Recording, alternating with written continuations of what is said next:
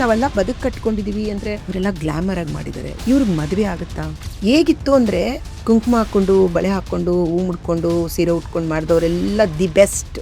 Swimming dress ಹಾಕೊಂಡು glamour ಆಗಿ ಮಾಡಿದವರೆಲ್ಲ worst. ಜನದೃಷ್ಟಿಲೂ ಇತ್ತು, ಕೆಲವು ನಮ್ಮ ಕಲಾವಿದರಲ್ಲೂ ಅದಿತ್ತು. ತರ್ಲೆ ನನ್ನ ಮಗನ ಉಪೇಂದ್ರ ಸರ್ ಡೈರೆಕ್ಷನ್ ಮಾಡಿದ್ದು. ಹೆಣ್ಣು ಮಕ್ಳಿಗೆ ಅವರೆಲ್ಲ ಉಪೇಂದ್ರ ಸರ್ ಆಗಲಿ, ಮನೋಹರ್ ಸರ್ ಆಗಲಿ ಎಷ್ಟು ಅಗಾಧವಾದ ಗೌರವ ಕೊಡ್ತಿದ್ರು. ಆ ಸಿನಿಮಾದಲ್ಲೂ ಕೂಡ ಯಾವುದೋ ಒಂದು ಡ್ರೆಸ್ ಹಾಕು ಅಂದಾಗ ನಾನು ಇವಾಗ ಅದು ಯಾವುದೋ ಒಂದು ಶಬ್ದ ಹಾಡಲ್ಲಿ ಬಂದಿದೆ, ಅದು ನನಗೆ ಅದು ಏನು ಅಂತಾನೂ ಗೊತ್ತಿಲ್ಲ. ನನಗೆ ಪ್ರತಿಯೊಬ್ರು ಕಮೆಂಟ್ಸ್ ಹಾಕೋಗು ಅದನ್ನೇ ಬರ್ದು ಅದು ಏನ್ ಅದನ್ನ ಯಾವ ತರ ತಗೊಂಡಿದಾರೋ ಏನೋ ನನ್ಗೆ ಅರ್ಥ ಆಗ್ತಿಲ್ಲ. ನಿಮ್ಮಮ್ಮ ಒಂದು ಹೆಣ್ಣು, ನಾನು ಒಂದು ಹೆಣ್ಣು, ನಿಮ್ಮನೇಲೂ ಅಕ್ಕ ತಂಗಿರು ಇರ್ತಾರಲ್ವಾ. ಕನ್ನಡ ಚಿತ್ರರಂಗ ಅಂದ್ರೆ ಅಪ್ಪಾಜಿ ಅಂದ್ರೆ ಕನ್ನಡ ಚಿತ್ರರಂಗ. ಎಲ್ಲರೂ ಇದ್ರು ಸ್ಟೇಜ್ ಮೇಲಲ್ಲ. ಅಪ್ಪಾಜಿ ಬರ್ತಾ ಇದಾರೆ ಅಂದ ತಕ್ಷಣ ಏನು ಮದ್ವೆ ಮನೇನೆ ಒಂದು ಸಂಭ್ರಮ ಗೊತ್ತಾ ನಿಮ್ಗೆ. ಹಿಂಗೆ ವಿಷ್ಣು ಸರ್ ಹೆಂಗಿರ್ತಿದ್ರಲ್ಲ, ಹೇಳಿದ್ನಲ್ಲ, ಒಬ್ಬ ರಾಜನ್ನ ನೋಡಿದ್ರೆ ನಿಮ್ಗೆ ಏನ್ ಅನ್ಸುತ್ತೆ. ನಾವು ಜನ ಹೀರೋಯಿನ್ಸ್ ಅಲ್ಲಿ ನೀವು ನಾನು ಒಂದಿನ ಅವ್ರ ಜೊತೆಲೇನೆ ಒಂದು ಡುಯೆಟ್ ಸಾಂಗ್ ಆಡ್ಕೊಂಡು ಅಂಬರೀಶ್ ಅವ್ರ ಜೊತೆ ಆಕ್ಟ್ ಮಾಡೋಗು. ನಿಮ್ಗೆ ಗೊತ್ತಲ್ಲ, ಏನೇ ಗೌರ್ತಿ ಯಾರು ಹೇಳಿದ್ ನಿನ್ ಪಿಕ್ಚರ್ ಬರೋದಕ್ಕೆ, ಹೋಗಿ ಬಾಯಿಸ್ಕೊಂಡು ಮದುವೆ ಕಂಬ್ಯಾಕ್ ಆದ್ಮೇಲೆ ನನಗೆ ಸೀರಿಯಲ್ PRK ಪ್ರೊಡಕ್ಷನ್ ಅಲ್ಲಿ ಆಕ್ಟ್ ಮಾಡಿದ್. ನಾನು ಹಾಸ್ಪಿಟ್ಲ್ ಸೀನ್ ಆಕ್ಟ್ ಮಾಡ್ತಾ ಇದೀವಿ. ನಾವು ಒಂದ್ ನಿಮಿಷ ನಿಲ್ಸ್ಬಿಟ್ಟು ಟಿವಿ ಹಾಕಿದ್ರೆ ಅಷ್ಟೊತ್ತು ವಿಷಯ ಬರಕ್ ಶುರು ಆಯ್ತು. ಇಡೀ ಸೆಟ್ ಅಲ್ಲಿ ಒಂದ್ ಅಳು ಶುರು ಆಯ್ತಂದ್ರೆ ಎಲ್ಲಾರ್ದು. ನನ್ನ ಫ್ರೆಂಡು ಮಗಳದ್ದು ಮದ್ವೆ ಮಾಡ್ತಾ ಇದ್ರು. ಅಲ್ಲಿಂದ ಸೋದ್ರ ಮಾವ ಕರ್ಕೊಂಡ್ ಬರ್ತಾನಲ್ಲ ಹೆಣ್ಣನ್ನ, ಈ ತರ ಬಟ್ಟೆ ಹಾಕೊಂಡು, ಅವಾಗ ನಾನು ತುಂಬಾ ಅನ್ಕೊಂತ ಇರ್ತೇನೆ ಮನ್ಸಲ್ಲಿ, ನನ್ ಮಗಳು ಮದ್ವೆ ಮಾಡಿದ್ರೆ ನಮ್ಮ ಅಣ್ಣ ತಮ್ಮ ಬದುಕಿದ್ರೆ ಆತರ ಕರ್ಕೊಂಡ್ ಬರ್ತಾ ಇದ್ರು. ನಾವು 4 ಜನ ಮಕ್ಕಳು, ಅಣ್ಣ, ಅಕ್ಕ, ನಾನು, ತಮ್ಮ. ನನ್ನ ತಮ್ಮ ಹೌದು. ದುರಂತ ಏನಂದ್ರೆ ನಮ್ ಕಣ್ಮುಂದೆ ಹೋಗ್ಬಿಟ್ನಲ್ಲ.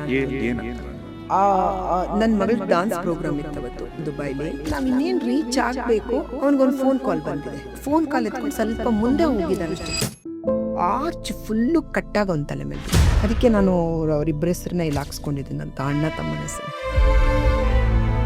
ಅವರು ದೊಡ್ಡವ್ರು ಏನಾಗಿತ್ತು? ಅವ್ನಿಗೆ ಏನಾಗಿತ್ತು, ಒಂದು 15 ಡೇಸಿಂದ ಹಲ್ಲು ನೋವು ಬರ್ತಾ ಇತ್ತು. ಸಂಡೇ ಮೆಡಿಕಲ್ ಶಾಪ್ ಯಾವುದು ತೆಗ್ದಿಲ್ಲ ಅವ್ನ ಮಾತ್ರೆ ತಗೊಳಕ್ಕೆ. ರಾತ್ರಿ ಮಲಗಿದಾನೆ.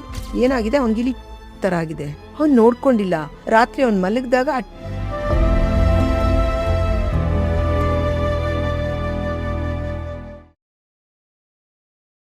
ರಾಜೇಶ್ ರಿವೀಲ್ಸ್ನ ಈ ಮತ್ತೊಂದು ಕಲರ್ಫುಲ್ ಪಾಡ್ಕಾಸ್ಟ್ಗೆ ಸ್ವಾಗತ. ಇವತ್ತು ನಮ್ಮ ಪಾಡ್ಕಾಸ್ಟ್ ನಿಜಕ್ಕೂ ಕಲರ್ಫುಲ್, ಯಾಕಂದ್ರೆ ಇವತ್ತು ನನ್ನೊಟ್ಟಿಗೆ ಇರ್ತಕ್ಕಂಥ ಈ ನಟಿ, ನಾಯಕ ನಟಿ, ಪೋಷಕ ನಟಿ, ಏನೇನು ಹೇಳಿ ಇವ್ರ ಬಗ್ಗೆ. 80s ಎಂಡಲ್ಲಿ ಇವರ ಪರಿಚಯ ಆಗತ್ತೆ ಕನ್ನಡ ಸಿನಿಮಾಗೆ. 90s ಅಲ್ಲಂತೂ ಸಿಕ್ಕಾಪಟ್ಟೆ ಬ್ಯುಸಿ ಇದ್ದಂಥವ್ರು ಇವರು.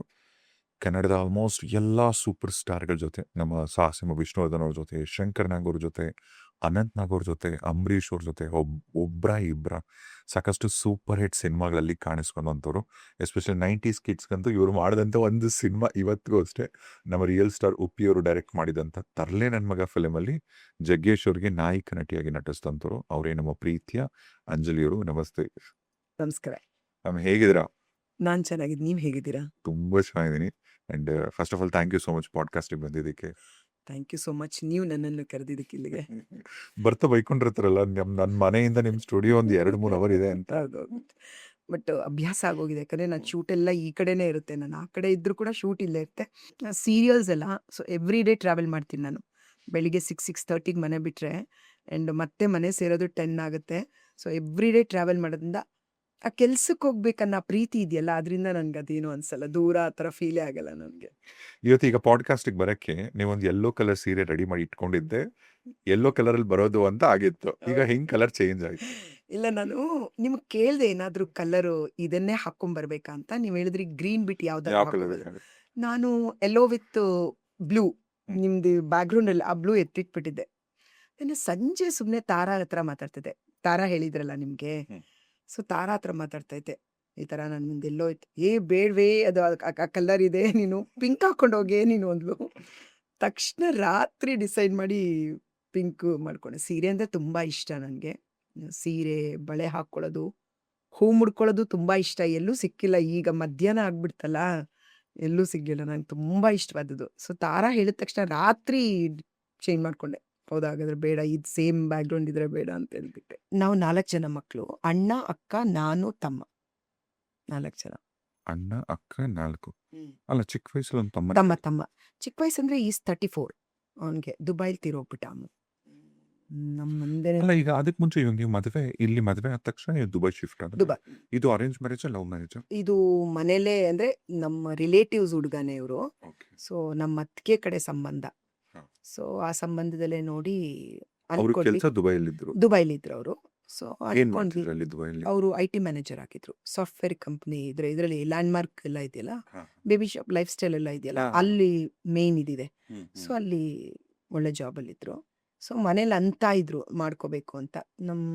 ನಮ್ಮಮ್ಮ ಯಾವಾಗಲೂ ನೀನು ಸಿನಿಮಾದವ್ರನ್ನ ಮಾಡ್ಕೋಬೇಡ, ಅವ್ರಿಗೇನೋ ಒಂದು ಬದುಕು ಆಚೆ ಈಚೆ ಆಗ್ಬಿಡುತ್ತೇನೋ ಅಂತ ಭಯ ಥರ ಏನೋ ಹೇಳ್ತಾ ಇದ್ರು ಅವಾಗೆಲ್ಲ. ನಿಮಗೆ ಇಲ್ಲಿ ಲವ್ವೇ ಆಗ್ಲಿಲ್ವಾ ಯಾರ ಜೊತೆ? ಆ ಥರ ಮದುವೆ ಮಾಡ್ಕೋಬೇಕಂತ ಯಾರ ಜೊತೆ ಲವ್ ಆಗಿಲ್ಲ ಮದುವೆ. ಆಮೇಲೆ ಇನ್ನೊಂದು ಏನಾಗ್ತಿತ್ತು ಗೊತ್ತಾ ರಾಜೇಶ್, ಇವಾಗ ನನ್ನ ಮಗಳು ನಾನು ಯಾವಾಗಮ್ಮ ನಿಂಗೆ ಗಂಡು ನೋಡಬೇಕು ಅಂತ ಹೇಳಿದ್ರೆ ಹೇಳ್ತೀನಿರು, ಇಲ್ಲ ಅಂದರೆ ನಾನೇ ನೋಡ್ಕೊಳ್ತೀನಿ ಅನ್ನೋ ಮಟ್ಟಕ್ಕಿದ್ದಾರೆ. ನಮಗೆಲ್ಲ ನಾನೇ ನೋಡ್ಕೊಳ್ತೀನಿ ಮಾಡ್ಕೊಳ್ತೀನಿ ಅನ್ನೋಕ್ಕೂ ಸ್ವಲ್ಪ ಯೋಚನೆ ಇತ್ತು. ಇವ್ರನ್ನ ನೋಡಿದಾಗ ದುಬೈಲಿ ಇದ್ದಾರಲ್ಲ ಒಳ್ಳೆ ಜಾಬಲ್ಲಿ ಇದ್ದಾಗ ಅಂತ ನಮ್ಮ ಅಮ್ಮನಿಗೆ ಹೇಳೋಕೆ ಎಷ್ಟೋ ಸಮಯ ತಗೊಂತು ನನಗೆ ಹ್ಮ್. ಮಾಡ್ಕೊಳ್ಳೋದಕ್ಕೆ ಅಂತ ಹೇಳ್ಬಿಟ್ಟು. ಆಮೇಲೆ ನಮ್ಮ ಮನೇನೆ ಸ್ವಲ್ಪ ಆಮೇಲೆ ಹ್ಞೂ ಅಂದ್ಕೊಂಡು ಆಮೇಲೆ ಸ್ವಂತದವ್ರಲ್ವಾ ಅಂದ್ಬಿಟ್ಟು ಹ್ಞೂ ಅಂತ ಹೇಳಿದ್ರು.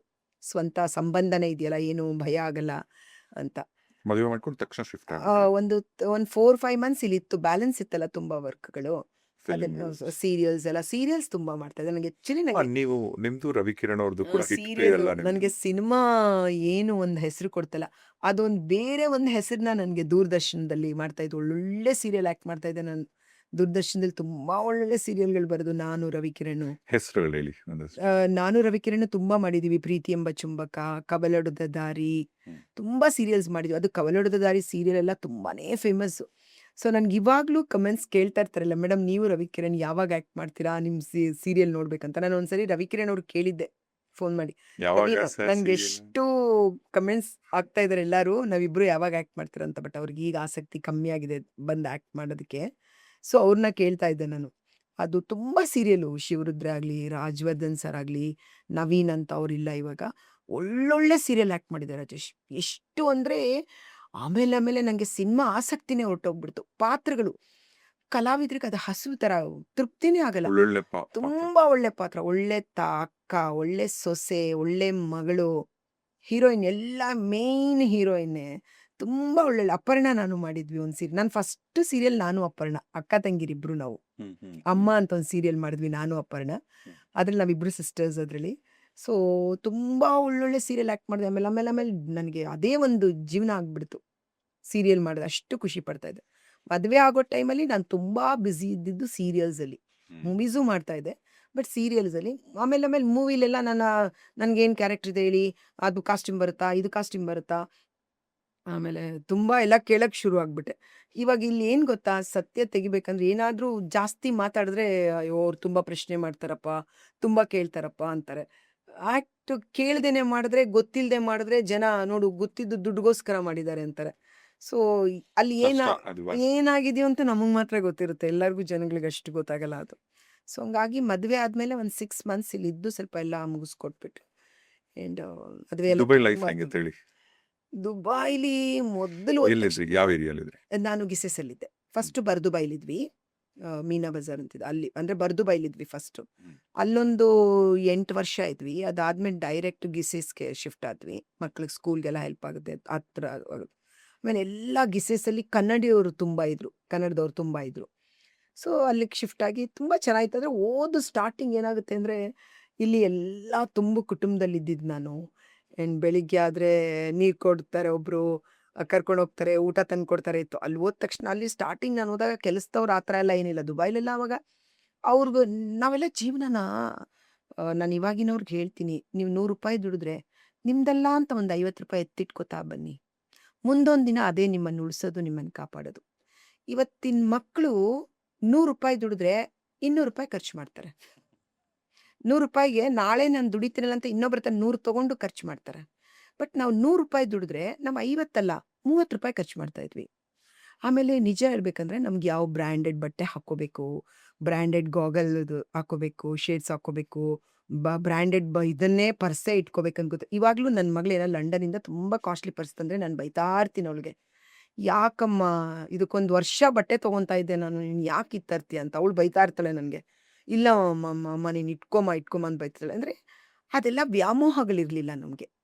ಬ್ರ್ಯಾಂಡೆಡ್ ಬಟ್ಟೆ ಹಾಕ್ಕೊಂಡು ಹೋದ್ರೆ ಜನ ನಮ್ ನೋಡ್ತಾರೆ ಅಲ್ಲಿ ಹೆವಿ ಬಿಸಿಲಲ್ವ ದುಬೈಯಲ್ಲಿ ದುಬೈಲಿ ತುಂಬಾ. ಮನೇಲಿ ಸೊ ಹಂಗೆಲ್ಲ ಆ ಥರ ಬದುಕಿದ್ವಿ. ಅದಕ್ಕೆ ಹೆಣ್ಮಕ್ಳು ಎಲ್ಲಾರ್ಗೂ ಹೇಳೋದು ನಾನು, ನೀವು ದುಡಿಯುವಾಗ ಒಂದು ಅವಕಾಶ ಕೊಟ್ಟಾಗ ಸೇವ್ ಮಾಡಿ ಸೇವ್ ಮಾಡ್ಕೊಳ್ಳಿ. ಮುಂದೊಂದು ದಿನ ಅದು ನಿಮಗೆ ನೆರಳಾಗುತ್ತೆ. ಇವತ್ತು ನೀವು ದುಡಿಯೋದು ಉಳಿಸಿದ್ದು ಮುಂದೊಂದು ದಿನ ನಿಮ್ಗೆ ನೆರಳಾಗುತ್ತೆ. ಇವತ್ತಿಗೆ ಬದುಕ್ಬಿಡ್ತಾರೆ ಇವಾಗ ಎಲ್ಲರೂ. ಅಥವಾ ಇನ್ವೆಸ್ಟ್ ಮಾಡಿ. ನಾಳೆಗೆ ಬದುಕು ಯೋಚನೆ ಮಾಡಲ್ಲ. ನಾವೆಲ್ಲ ಏನೋ ಒಂದು ಸ್ವಲ್ಪ ದುಡ್ಡು ಬಂತ ಒಂದು ಸ್ವಲ್ಪ ಗೋಲ್ಡ್ ತಗೋತಾ ಇದ್ವಿ. ಆಮೇಲೆ ಚೀಟಿ ಕಟ್ತಾ ಇದ್ವಿ ನಾವೆಲ್ಲ. ಚೀಟಿ ಹಾಕ್ಬಿಟ್ಟು ಆ ಚೀಟಿಲಿ ಬಂದಿರೋ ದುಡ್ಡಲ್ಲಿ ಗೋಲ್ಡ್ ಎಲ್ಲ ತೆಗೆದಿಟ್ಕೋತಾ ಇದ್ವಿ. ಅಂದರೆ ಕನಸುಗಳಿತ್ತು. ಇವಾಗಿನವರು ₹100 ದುಡಿದ್ರೆ ಅದಕ್ಕೆ ಒಂದು ₹500 ಹಾಕ್ಬಿಟ್ಟು ಎಲ್ಲ ಅವ್ರಿಗೆ, ನನಗೆ ಒಂದು ಒಳ್ಳೆ ಕಾರ್ ತಗೊಳ್ಳೋಕ್ಕೆ ನನಗೆ ಇಷ್ಟು ವರ್ಷ ಆಗಬೇಕಾಯ್ತು. ಇವಾಗಿನವ್ರು ಬರ್ತಾ ಇದ್ದಾಗ ಒಂದು ಮಾಡಿರಲ್ಲ, ಒಳ್ಳೆ ಕಾರ್ ಬೇಕು ಅವ್ರಿಗೆ. ಎಲ್ಲಾನು ಬೇಗ ಬೇಗ ಕನಸು ಕಾಣ್ತಾರೆ. ಮುಂದೆ ಏನು ಅಂತ ಇಲ್ಲ. ಇವಾಗ ಅವನು ಸರಿ ಕೆಲವು ಅದು ತಪ್ಪಾಗುತ್ತೆ. ನಮ್ಮ ಅಕ್ಕನ ಮಗನಿಗೆ ಅದನ್ನ ಹೇಳಿದ್ರೆ ಬೈತಾ ಇರ್ತಾನೆ. ಬಿಡಿ ಆಂಟಿ ನೀವೆಲ್ಲ ಎತ್ತಿಡ್ತೀನಿ ಅಂತ ಅದನ್ನ ಅನುಭವಿಸಕ್ಕೆ ನಾನೇ ಬದುಕಿಲ್ಲ ಅಂದ್ರೆ ಅಂತಂತಾನೆ ಅವನು. ತುಂಬ ಟ್ರಾವೆಲ್ ಮಾಡ್ತಾನೆ. ತುಂಬ ಧನುಷ್ ಅಂತ ನಮ್ಮ ಅಕ್ಕನ ಮಗ ತುಂಬ ಖರ್ಚು ಮಾಡ್ತಾನೆ. ತುಂಬ ನಾನು ಬೇಡ ಕಣೋ ಅಂತಂದ್ರೆ, ಅಯ್ಯೋ ಬಿಡಿ ಆಂಟಿ ಇವಾಗ ಅದೆಲ್ಲ ಯೋಚನೆ ಮಾಡಬಾರ್ದು ಆಂಟಿ. ಅವನೊಂದ್ಸರಿ ನನಗೆ ಭಯಾನೂ ಆಗುತ್ತೆ, ಯಾವ್ದು ನಿಜ ಯಾವ್ದು ಸಳ್ಳು ಅಂದ್ರು. ಇಲ್ಲ ಅದು ಒಂಥರ, ಈಗ ನಾನು ಅಷ್ಟೇ, ನನಗೆ ಈ ದಿನ ಮುಖ್ಯ, ಅವನು ಅದೇ ಈ ದಿನ ಖುಷಿಯಾಗಿರ್ಬೇಕು ನಾನು. ಸೇಮ್ ಅವನು ಅದೇ ಥರ ಹೇಳ್ತಾನೆ. ಬಟ್ ನನಗೆ ನಮ್ಮ ಲೈಫ್ ಎಲ್ಲ ನೋಡಿದಾಗ ಓಕೆ ಕಮ್ ಬ್ಯಾಕ್ ಆಗಿ ಎಲ್ಲ ಆದ್ಮೇಲೆ ಏನೋ ಒಂದು ಕೆಲಸ ಇಲ್ಲದೆ ಇರೋ ಬದುಕಿದ್ರೆ, ನಾವೆಲ್ಲ ಏನೋ ಬದುಕಲ್ಲಿ ದೇವ್ರ ರಾಯರ ಆಶೀರ್ವಾದದಿಂದ ಊಟ ಬಟ್ಟೆ ಮನೆ ಅಲ್ಲಿ ಅಂತಿದೆ. ದುಬೈಲೆಲ್ಲ ನೀವಿದ್ದಾಗ ಅಲ್ಲಿ ದುಬೈ ಕನ್ನಡದವರೆಲ್ಲ ಮೀಟ್ ಎಲ್ಲ ಮೀಟ್ ಮಾಡ್ತಾ ಇದ್ವಿ. ನಾನು ಏನಂದ್ರೆ ಓದ ಕ್ಷಣದಿಂದ ಮನೆ, ನಮ್ಮ ಮಕ್ಕಳು, ನನ್ನ ಜೀವನ ರಾಜೇಶ್ 22 ವರ್ಷ ನಾನು ಮಕ್ಳಿಗೆ ಓದಿಸ್ಬೇಕು, ಅವ್ರು ಓದಬೇಕು. ಮಕ್ಳಿಗೆ ಯಾರಿಗೂ ಈ ಫೀಲ್ಡ್ ಬಗ್ಗೆ ಏನು ಆಸಕ್ತಿ ಇಲ್ಲ. ಯಾಕಂದ್ರೆ ಅವ್ರು 3 ತಿಂಗಳು ಮಗು 4 ತಿಂಗಳು ಮಗು ತೊಗೊಂಡು ಹೋದ್ರೆ ಅವ್ರು ಅಲ್ಲೇ ಬೆಳೆದಿದ್ದು. ಸೊ ಅದರಿಂದ ಯಾರಿಗೂ ಇದ್ರ ಬಗ್ಗೆ ಆಸಕ್ತಿನೇ ಇರಲಿಲ್ಲ ಮಕ್ಕಳಿಗೆ. ಹಂಗಾಗಿ ಮಕ್ಕಳನ್ನ ಓದಿಸ್ಬೇಕು. ಆಮೇಲೆ ಮಕ್ಳಿಗೆ ಈ ಊಟ ಇಷ್ಟ, ಅವ್ರಿಗೆ ಇಷ್ಟವಾದ ಇಂಥ ಅಡುಗೆ ಬರಲ್ಲ ಅನ್ನೋಂಗಿಲ್ಲ, ಎಲ್ಲ ಮಕ್ಳಿಗೆ ಇಷ್ಟ, ಹಸ್ಬೆಂಡ್ಗೆ ಇಷ್ಟ ಅಂತ ಹೇಳ್ಬಿಟ್ಟು ಅವ್ರಿಗೆ ಇಷ್ಟ ಆದ ಅಡುಗೆಗಳು, ಅವ್ರಿಗೆ ಏನು ಕೇಕ್ ಬೇಕಾ, ಬಿಸ್ಕೆಟ್ಗಳು ಬೇಕಾ, ಏನೇ ಎಲ್ಲ ನೀವೇ ನಾನ್ ಮಾಡೋದು. ವೆಜ್ ಎಲ್ಲ ಬೇಕಾ ಅಲ್ಲೆಲ್ಲ ಅಡುಗೆ ಅವ್ರನ್ನೆಲ್ಲ ಏನು ಇಟ್ಕೊತಾ ಇರಲಿಲ್ಲ. ಸೊ ಎಲ್ಲ ನಾನು ಓದೋಸ್ತ್ರಲ್ಲಂತ ಪಾತ್ರೆ ತೊಳಿತೀಯ, ಮನೆ ಒರೆಸ್ತೀಯ, ಎಲ್ಲ ಕ್ಲೀನ್ ಮಾಡ್ತೀಯ. ನಂಗೆ ಅಡುಗೆನೇ ಮಾಡೋಕ್ಕೆ ಬರ್ತಿರ್ಲಿಲ್ಲ ಸ್ಟಾರ್ಟಿಂಗ್ ಹೋದಾಗ. ನನಗೆ ಇವಾಗಲೂ ನಗು ಬರುತ್ತೆ.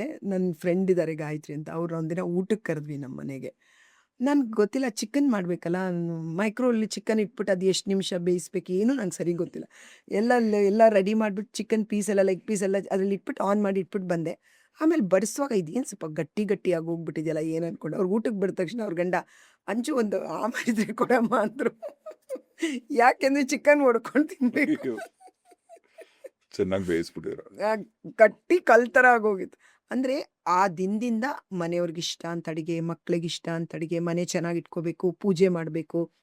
ಗುರುವಾರ ರಾಯರು, ನನ್ನ ರಾಯರಂದರೆ ಇದು ತುಂಬ ಬುಕ್ಸ್ಗಳು, ತುಂಬ ಜೀವನ ಹಂಗೆ. ಮಕ್ಕಳೇ ನನ್ನ ಪ್ರಪಂಚ. ನಾನು ನನ್ನ ಮನೆ ಚೆನ್ನಾಗಿ ಇಟ್ಕೋಬೇಕು, ನನಗೆ ಯಾವಾಗಲೂ ಕ್ಲೀನಾಗಿ ಎಲ್ಲ ಗಿಡಗಳೆಲ್ಲ ಜೋಡಿಸ್ಕೊಂಡು ಇಟ್ಕೋಬೇಕು. ಆ ಥರ ತುಂಬ ಅದ್ಭುತವಾದ ಜೀವನ ಅಂತ ಮಾಡ್ಕೊಂಡೆ ಅಲ್ಲಿ. ಈಗ ಒಳ್ಳೆ ನಿಮ್ಮ ಮತ್ತೆ ನಿಮ್ಮ ಯಜಮಾನ್ರ ನಡುವೆ ಮದುವೆ ಆದ್ಮೇಲೆ ಯಾವುದೇ ಥರದ ಡಿಸ್ಟರ್ಬೆನ್ಸಸ್ಸು, ಜಗಳ ಆಡ್ಕೊಂಡಿದ್ದು? ಮೇ ಬಿ ಇಲ್ಲಿದ್ದಿದ್ರೆ ತುಂಬ ಡಿಸ್ಟರ್ಬ್ ಆಗ್ತಿತ್ತೋ ಏನೇನೋ. ಎಲ್ಲ ಇಲ್ಲಿ ಸಪೋರ್ಟ್ ಮಾಡೋಕ್ಕೊಬ್ರು ಇರ್ತಾರೆ, ಮಾತಾಡೋಕ್ಕೊಬ್ರು ಇರ್ತಾರೆ, ಏನಾದರೂ ಬೇಜಾರಾದ ತಕ್ಷಣ ಹೇಳ್ಕೊಳಕ್ಕೊಬ್ರು ಇರ್ತಾರೆ.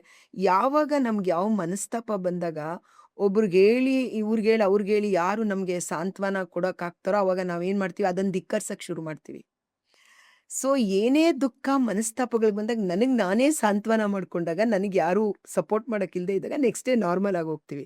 ಸೊ ಹಂಗೆ ಗಂಡ ಹೆಂಡತಿ ಅಂದಮೇಲೆ 25 ವರ್ಷ ಆಗಿದೆ, ಏನೂ ಮನಸ್ತಾಪನೇ ಇಲ್ಲ, ಜಗಳನೇ ಇಲ್ಲ. ಅದೆಲ್ಲ ಹೇಳ್ಕೊಂಡ್ರೆ ಸುಳ್ಳಾಗೋಗುತ್ತೆ, ಜನ ನಗ್ತಾರೆ, ಅದೆಲ್ಲ ಸುಳ್ಳು. ಗಂಡ ಹೆಂಡತಿ ಅಂದಮೇಲೆ ನಾವು ಜಗಳ ಆಡಿದ್ದೀವಿ, ಬೇಜಾರು ಮಾಡ್ಕೊಂಡಿದ್ದೀವಿ, ಮನಸ್ತಾಪ ಮಾಡ್ಕೊಂಡಿದ್ದೀವಿ, ಅಯ್ಯೋ ಜೀವನ ಸಾಕಪ್ಪ ಅಂತ ಅಂದ್ಕೊಂಡಿದ್ದ ದಿನಗಳು ಉಂಟು.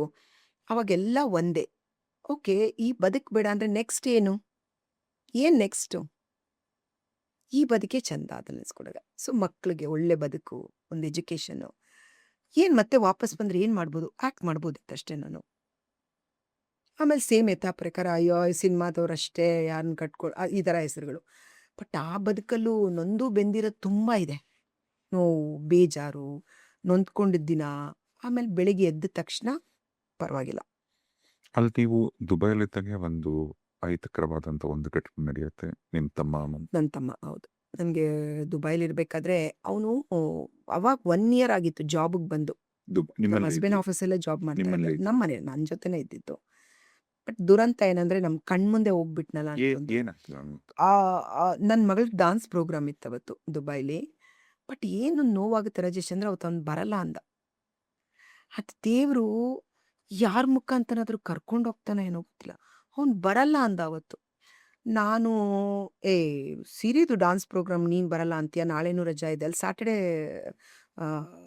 Sunday, Friday Friday Saturday Saturday ರಜಾ, ಸಂಡೇ ಫಸ್ಟ್ ಡೇ ಅಲ್ಲಿ ಮಂಡೇ ಥರ ಇಲ್ಲಿ ತುಂಬ ನಾಳೆನೂ ರಜಾ ಇದೆ ತಾನೇ, ಇವತ್ತು ಶುಕ್ರವಾರ ಇನ್ನು ಬಾ ಪರವಾಗಿಲ್ಲ ಅಂತ ಬಲವಂತ ಮಾಡ್ಕೊಂಡು ಅದೊಂದು ಮಾಡಿದ್ನ.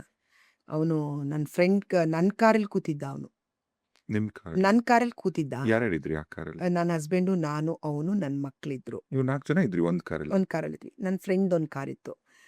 ಅವಳು ನನ್ನ ಫ್ರೆಂಡ್ ಏನಿದ್ರು, ಮಕ್ಕಳೆಲ್ಲ ಹೆಣ್ಮಕ್ಳೆಲ್ಲ ಆ ಕಾರಿಗೆ ಕಳಿಸೋಣ, ನಾವು ಈ ಕಾರಲ್ಲಿ ಮಾತಾಡ್ಕೊಂಡು ಹೋಗೋಣ ಅಂತಂದ್ರು. ಸರಿ ನನ್ನ ಮಕ್ಕಳನ್ನ ಆ ಕಾರಿಗೆ ಕಳಿಸಿ ನನ್ನ ತಮ್ಮ ಅವನು ಆ ಕಾರಿಗೆ ಕಳಿಸ್ದೆ, ನಾವೆಲ್ಲ ಇಲ್ಲಿ ಮಾತಾಡ್ಕೊಂಡು ಬರ್ತೀವಿ ಹೋಗು ಅಂತ.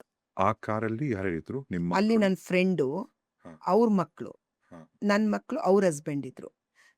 ನನ್ನ ತಮ್ಮನ್ನ ಅಲ್ಲಿಗೆ ಕಳಿಸ್ದೆ, ನೀನು ಅದ್ರಲ್ಲಿ ಹೋಗು, ನಾವು ಇಲ್ಲಿ ಮಾತಾಡ್ಕೊಂಡು ಬರ್ತೀವಿ ಎಲ್ಲ ಲೇಡೀಸ್ ಅಂತ ಅಂದ್ಬಿಟ್ಟು. ಆ ಕಾರಲ್ಲಿ ಹೋದ್ರು. ಅದು ಕಾರಲ್ಲಿ ಹೋಗಿದ್ದಲ್ಲ, ಬಟ್ ಅಲ್ಲಿ ಇಳಿದ ಮೇಲೆ ನಾವು ಇನ್ನೇನು ರೀಚ್ ಆಗಬೇಕು, ಅವನಿಗೊಂದು ಫೋನ್ ಕಾಲ್ ಬಂದಿದೆ. ಆ ಫೋನ್ ಕಾಲ್ ಎತ್ಕೊಂಡು ಸ್ವಲ್ಪ ಮುಂದೆ ಹೋಗಿದ್ದಾನಷ್ಟೇ, ಜಸ್ಟ್ ನಮ್ಮ ಕಾರ್ ಇನ್ನೂ ಗೇಟ್ಗೆ ಎಂಟ್ರಿ ಆಗ್ತಾ ಇದೆ, ಹೋಗಿದ್ದಾನೆ. ಆರ್ಚ್ ಕಟ್ಟಿರ್ತಾರಲ್ಲೊಂದು, ಅದಕ್ಕೆ ದೊಡ್ಡ ದೊಡ್ಡ ಲೈಟ್ ಎಲ್ಲ ಕಟ್ಟಿರ್ತಾರೆ, ದೊಡ್ಡ ಬಿಗ್ ಪ್ರೋಗ್ರಾಮ್ ಅದು ದುಬೈಲಿ. ಫೋನ್ ತಗೊಂಡು ಹಿಂಗೆ ಮುಂದೆ ಹೋಗಿದ್ದಾನೆ, ನಮ್ಮ ಕಾರ್ ಹಿಂಗೆ ಬರಬೇಕು, ಆ ಆರ್ಚ್ ಫುಲ್ಲು ಕಟ್ಟಾಗ ಅವನ ತಲೆ ಮೇಲೆ ಬಿದ್ಬಿಡ್ತು. ಅಷ್ಟು ದೊಡ್ಡ ಲೈಟ್ ಕಂಬದು ಆರ್ಚ್ ಫುಲ್ ಅವನು. ಆಮೇಲೆ ನೋಡಿ ವಿಧಿ ಹೆಂಗಿರುತ್ತೆ ರಾಜೇಶ್ ಅಂದರೆ, ನಾನು ಇದನ್ನ ಸುಮಾರು ಇಂಟರ್ವ್ಯೂಸಲ್ಲಿ ಹೇಳಿದ್ದೀನಿ, ತುಂಬ ನೊಂದ್ಕೊಂಡಿದ್ದೀನಿ. ಬಟ್ ಐ ಥಿಂಕ್ ನನ್ನನ್ನು ಪ್ರೀತಿಸೋ ನನ್ನ ಅಭಿಮಾನಿಗಳಿಗೆ ಎಲ್ಲರಿಗೂ ಗೊತ್ತಿದೆ ವಿಷಯ. ಬಟ್ ವಿಧಿ ಹೆಂಗಿರುತ್ತೆ ಅಂದರೆ, ಆಮೇಲೆ ನಾನು ತುಂಬ ಡಿಪ್ರೆಷನ್ಗೆ ಹೋಗ್ಬಿಟ್ಟೆ. ಅಲ್ಲ ಆ ಕ್ಷಣ ಅವ್ರ ಹಾಸ್ಪಿಟ್ಲಿಗೆ ಆಯಿತು ಅಂದರೆ ಅವನಿಗಲ್ಲಿ ಹೋದ ತಕ್ಷಣ ತಲೆ ಮೇಲೆ ಬಿದ್ದುಬಿಡ್ತಲ್ಲ ಈಗ್ದು, ಇದು ಆರ್ಚ್ ಬಿದ್ದಿತ್ತು. ಬಿದ್ದ ತಕ್ಷಣ ಇಲ್ಲೇ ಇದು ಓಪನ್ ಆಗಿಬಿಡ್ತು. ಆಮೇಲೆ ಅಲ್ಲೆಲ್ಲ ತುಂಬ ಸ್ಟ್ರಿಕ್ಟು, ನಾವೆಲ್ಲ ಹೋಗೋದು ಮುಟ್ಟೋದು ಎಲ್ಲ ಪೊಲೀಸ್, ದುಬೈ ಪೊಲೀಸ್ ಎಲ್ಲ ವೆರಿ ವೆರಿ ಸ್ಟ್ರಿಕ್ಟ್ ಅಲ್ಲೆಲ್ಲ. ಮತ್ತೆ ತಕ್ಷಣ ಅವರೇ ಬರೋದು, ಅವರೇ ಬಂದೆಲ್ಲ ತಗೊಂಡೋಗಿ ಆಂಬ್ಯುಲೆನ್ಸ್ ಎಲ್ಲ ಬಂದು ಎಲ್ಲ ಮಾಡಿ, ನೀವೆಲ್ಲ ಮುಟ್ಟಂಗಿಲ್ಲ? ನಾನು ಕಿಚ್ಕೊಂಡು ಮಾಡ್ಕೊಂಡೆಲ್ಲ ಬಿದ್ದು ಕಾನ್ಷಿಯಸ್ ಎಲ್ಲ ಹೋಗ್ತಾನೆ ಇರೋದು ಬರ್ತಾನೆ. ಆಮೇಲೆ ಹಾಸ್ಪಿಟ್ಲಿಗೆ ತೊಗೊಂಡೋಗೋಷ್ಟರಲ್ಲೇ ಈಸ್ ನೋ ಮೋರ್. ಯಾಕಂದರೆ ಡೈರೆಕ್ಟು ಅವ್ನು ಹಿಂಗೆ ನಿಂತಿದ್ದಾನೆ ಅಂದರೆ ಹಿಂಗೆ ಬಂದು ಅಂದ್ಬಿಟ್ಬಿಡ್ತು. ಸೊ ಹಾಗಾಗಿ ಅದು ಒಂದು ತುಂಬ ವರ್ಷ ನನಗೆ ಆ ಡಿಪ್ರೆಷನಿಂದ ಹೊರ್ಗಡೆನೇ ಬರೋಕ್ಕಾಗಿಲ್ಲ. ಆಮೇಲೆ ಕೇಸ್ ಹಾಕಿದ್ರ ಅಲ್ಲಿನವರು? ಆಗ್ತು ಅಲ್ಲಿ ಗೌರ್ಮೆಂಟಿಂದ ಆಗಿದ್ದಲ್ಲ, ಅದು ಒಳ್ಳೆ ದುಡ್ಡು ಬಂತು. ನಮ್ಮ ಸಿಸ್ಟ್ರಿನ್ಲಾಗೆ ನಾವು ಮಗು ಇತ್ತಲ್ಲ, ಹೆಣ್ಮಗು, ಅವಳಿಗೆ ನಾನೇ ಸುಮಾರು ವರ್ಷ ಓಡಾಡಿ ಮಾಡಿ ಅದನ್ನು ಮಾಡಿಕೊಟ್ವಿ. ಬಟ್ ಏನಂದರೆ ಒಂಥರ ನಿಮಗೆ ಅದೊಂಥರ ಗಿಲ್ಟ್ ಅಲ್ಲ? ಆಮೇಲೆ ಅದೊಂಥರ ನೋವು, ಅಯ್ಯೋ ಅವನು ಬರಲ್ಲ ಅಂದ. ಆಮೇಲೆ ನಮ್ಮ ಕಾರಲ್ಲಿ ಕೂತಿದ್ದ, ಯಾಕೆ ವಿಧಿ ಈ ಥರ ಮಾಡಿಸ್ತು ಅಂತ ನೊಂದ್ಕೊಂಡು ಒಂದು 10 ವರ್ಷ. ಆಮೇಲೆ ಯಾವ ಸ್ವಾಮೀಜಿಗಳು ಸಿಕ್ಕಿದ್ರು ಕೇಳೋದು, ಅವರೆಲ್ಲ ನನಗೆ ಹೇಳೋದು, ಇಲ್ಲ ಅಮ್ಮ ವಿಧಿ ಹಿಂಗೆ ಬರ್ದಿರುತ್ತಮ್ಮ, ವಿಧಿ ಅಲ್ಲಿಗೆ ಹಿಂಗೆ ಬರ್ದಿರುತ್ತೆ, ಇಲ್ಲ ಅದು ಹೇಳಿಸಿರುತ್ತೆ, ಇಲ್ಲ ಅಂದರೆ ನಿಮ್ಮ ಕಾರಲ್ಲಿ ಇಡೀ ಕಾರ್ಗೆ ಏನೋ ಆಗೋಯ್ತು, ಹಿಂಗೆಲ್ಲ ವಿಧಿ ಹೇಳಿಸಿದ್ದ. ಎಲ್ಲಾರನ್ನೂ ಕೇಳೋದು ಮನ್ಸಿಗೆ ಸಮಾಧಾನ ಮಾಡ್ಕೊಳ್ಳೋದು, ಯಾಕೆ ಹಿಂಗಾಯ್ತು. ಈ ಕ್ಷಣನೂ ಅವನು ಫೋಟೋಗೆ ಒಂದು ನಿಮಿಷ ನಮಸ್ಕಾರ ಮಾಡಬೇಕಾದ್ರೆ ಕ್ಷಮಿಸು ಅಂತ ಪ್ರತಿ ಕ್ಷಣನೂ ಒಂದು ಫೋಟೋ ನೋಡಿದಾಗ, ಅದಕ್ಕೆ ನಾನು ಅವರಿಬ್ಬರ ಹೆಸರನ್ನ ಇಲ್ಲಿ ಹಾಕ್ಸ್ಕೊಂಡಿದ್ದೀನಿ ಅಂತ, ಅಣ್ಣ ತಮ್ಮನ ಹೆಸರು ಶಿವನಾಗ ಅಂತ. ದೊಡ್ಡವನು ಶಿವಣ್ಣ, ಚಿಕ್ಕವನು ನಾಗ. ಈಗ ಅಲ್ಲಿ ನಡೆದಿತ್ತು ನಾಗ ಅಲ್ಲಿ ತೀರೋದು. ಆಮೇಲೆ ಶುಕ್ರವಾರ ತೀರೋಗಿದ್ದು, ಮಂಗಳವಾರ ಆಯಿತು ಅವರು ನಮಗೆ ಕೊಡೋಕ್ಕೆ. ಅಲ್ಲಿ ಬಾಡಿಗೆ ಅದೆಲ್ಲ ರೂಲ್ಸ್ ಎಲ್ಲ ತುಂಬ ಇರುತ್ತಲ್ಲ, ಅಲ್ಲಿ ತುಂಬ ಸ್ಟ್ರಿಕ್ಟು. ಅಲ್ಲೇ ಇದು ಮಾಡೋಕ್ಕಾಗಲ್ಲ, ಅಮ್ಮನಿಗೆ ಇಲ್ಲಿ ತೊಗೊಂಡು. ಆ ಟೈಮ್ ಇದೆಯಲ್ಲ ರಾಜೇಶ್, ಅದು ಯಾವ ಹೆಣ್ಣಿಗೂ ಬರಬಾರ್ದು. ಇಲ್ಲಿ ತಿಳಿಸ್ಬಿಟ್ಟಿದ್ರ ಎಲ್ಲ ನ್ಯೂಸ್? ಒಡ ಹುಟ್ಟು ಅನ್ನೋದು ಇದೆಯಲ್ಲ ಅದು, ಯಾಕಂದರೆ ನಾವು ತುಂಬ ಪ್ರೀತಿ ಬ್ರದರ್ ಸಿಸ್ಟರು, ನಾವು ತುಂಬ ಅಟ್ಯಾಚ್ಮೆಂಟ್, ಅಂದರೆ ಅಷ್ಟು ಪ್ರೀತಿ. ನನಗೇನು ಯಾವಾಗಲೂ ನೋವಾಗೋದಂದರೆ, ಕಷ್ಟದಲ್ಲಿ ಯಾವಾಗಲೂ ಜೊತೆಲಿದ್ವಲ್ಲ, ಸುಖದಲ್ಲಿ ಇವತ್ತೆಲ್ಲ ಇರುವಾಗ, ಅದಕ್ಕೆ ಎಷ್ಟೇ ಇದ್ರೂ ಅವರಿಬ್ಬರನ್ನ ನೆನೆಸ್ಕೊಂಡಾಗ ನನಗೇನೂ ಇಲ್ಲ ಅನ್ಸುತ್ತೆ. ಅವರು ದೊಡ್ಡವ್ರು ಏನಾಗಿತ್ತು? ದೊಡ್ಡವನು ಅವಂದು ನೋಡಿ, ಈ ಥರ ನನ್ನ ಫ್ರೆಂಡ್ಸ್ ದುಬೈಯಿಂದ ನನ್ನ ಎಲ್ಲ ಫ್ರೆಂಡ್ಸು ಬಂದಿದ್ರು ಬ್ಯಾಂಗ್ಳೂರ್ಗೆ. ಎಷ್ಟೋ ಜನ ಫಸ್ಟ್ ಟೈಮ್ ಬ್ಯಾಂಗ್ಳೂರ್ಗೆ ಬಂದಿದ್ದು. ನಮ್ಮ ಮನೆ ಕಟ್ಟಿ ಗೃಹಪ್ರವೇಶ ಮಾಡಿದ್ವಿ, ಚೆನ್ನಾಗಿ ದೊಡ್ಡ ಮನೆ ಕಟ್ಟಿದ್ದೀವಲ್ಲ ಅಂತ ಹೇಳ್ಬಿಟ್ಟು ಫ್ರೆಂಡ್ಸ್ಗೆಲ್ಲ ಹೇಳಿದೆ. ಇಲ್ಲಿಂದ ನಾವು ಬ್ಯಾಂಕಾಕು ಪಟಾಯಿಗೆ ಟೂರ್ ಮಾಡ್ಕೊಂಡಿದ್ವಿ. ಇಲ್ಲಿ ಬಂದು ಒಂದು 3 ಡೇಸ್ ನನ್ನ ಫ್ರೆಂಡ್ಸ್ ಎಲ್ಲ ಇದ್ಬಿಟ್ಟು ಅಲ್ಲಿಗೆ ಹೋಗೋದು ಅಂತ ಮಾತಾಡ್ಕೊಂಡಿದ್ವಿ. ಸೊ ನಮ್ಮ ಅಣ್ಣನೇ ಏರ್ಪೋರ್ಟಿಗೆ ಬಂದ. ಎಲ್ಲರೂ ನಮ್ಮ 5 ಜನ ಫ್ರೆಂಡ್ಸ್ ಬಂದಿದ್ವಿ. ಎಲ್ಲರನ್ನೂ ಪಿಕ್ ಮಾಡಿದ್ವಿ. ಮನೇಲಿ ತುಂಬ ಖುಷಿಯಾಗಿದ್ವಿ. ಅವನೇ ಒಂದು ದಿನದಿಂದ ನನ್ನ ಫ್ರೆಂಡ್ಸ್ ಎಲ್ಲ Anju you are very lucky, ನೀವು ಒಳ್ಳೆ ಬ್ರದರು, ಒಳ್ಳೆ ಸಿಸ್ಟರ್ ಇನ್ ಲಾ, ಅಂಜು ನಿನ್ ಲಕ್ಕಿ, ಅಂಜು ನಿನ್ ಲಕ್ಕಿ ಹೇಳ್ತಾನೇ ಇದ್ರು. ಅಲ್ಲಿಂದ ನಮ್ಮ ಫಾರ್ಮ್ ಹೌಸ್ಗೆ ಹೋದ್ವಿ.